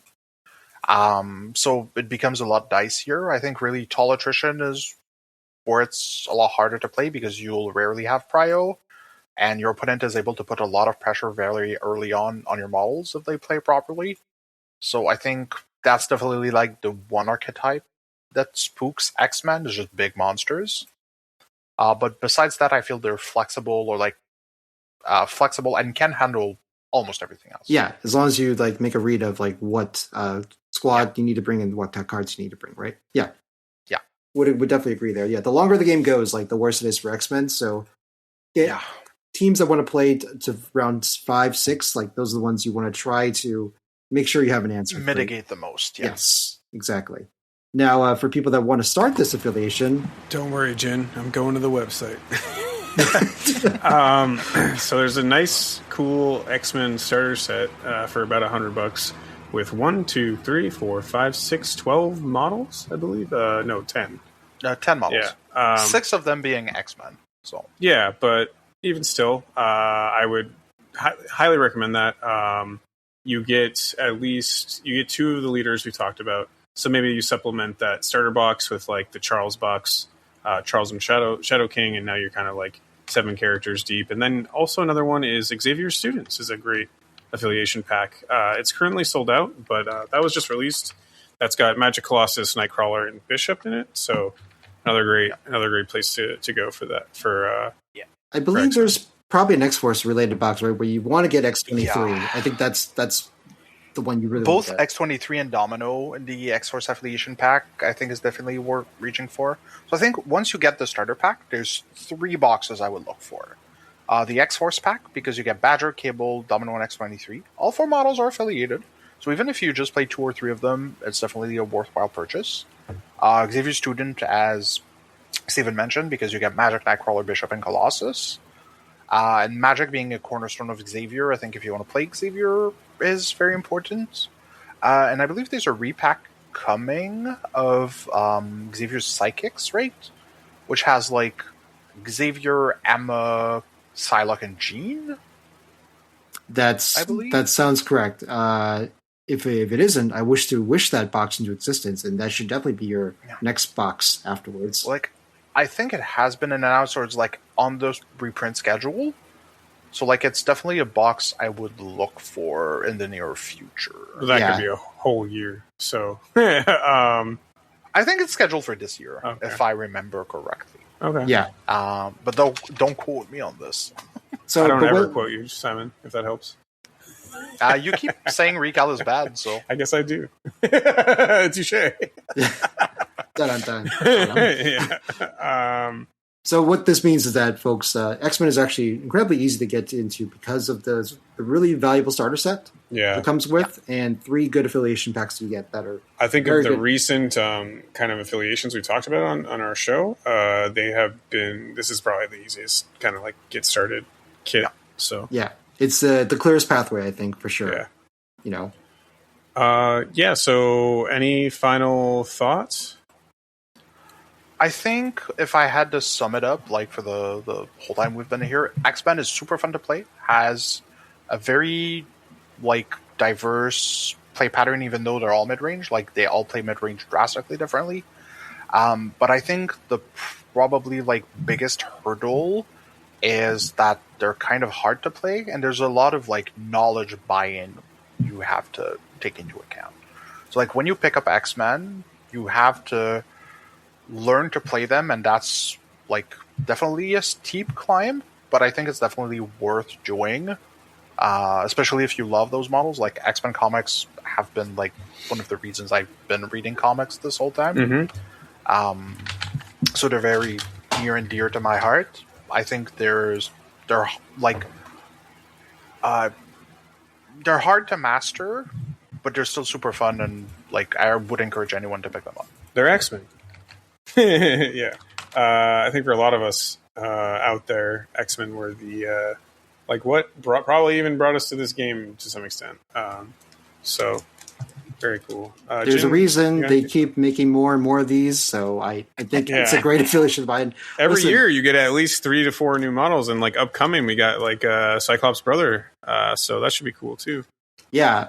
But come in for the characters and stay for like the ever evolving gameplay, I think they're a very interesting faction to play, and like you shouldn't get bored because of the new play patterns you see a lot within this team. So it's a great team to dive into and stay for a while because I think you can get a lot out of it. And they teach you to just play the game well.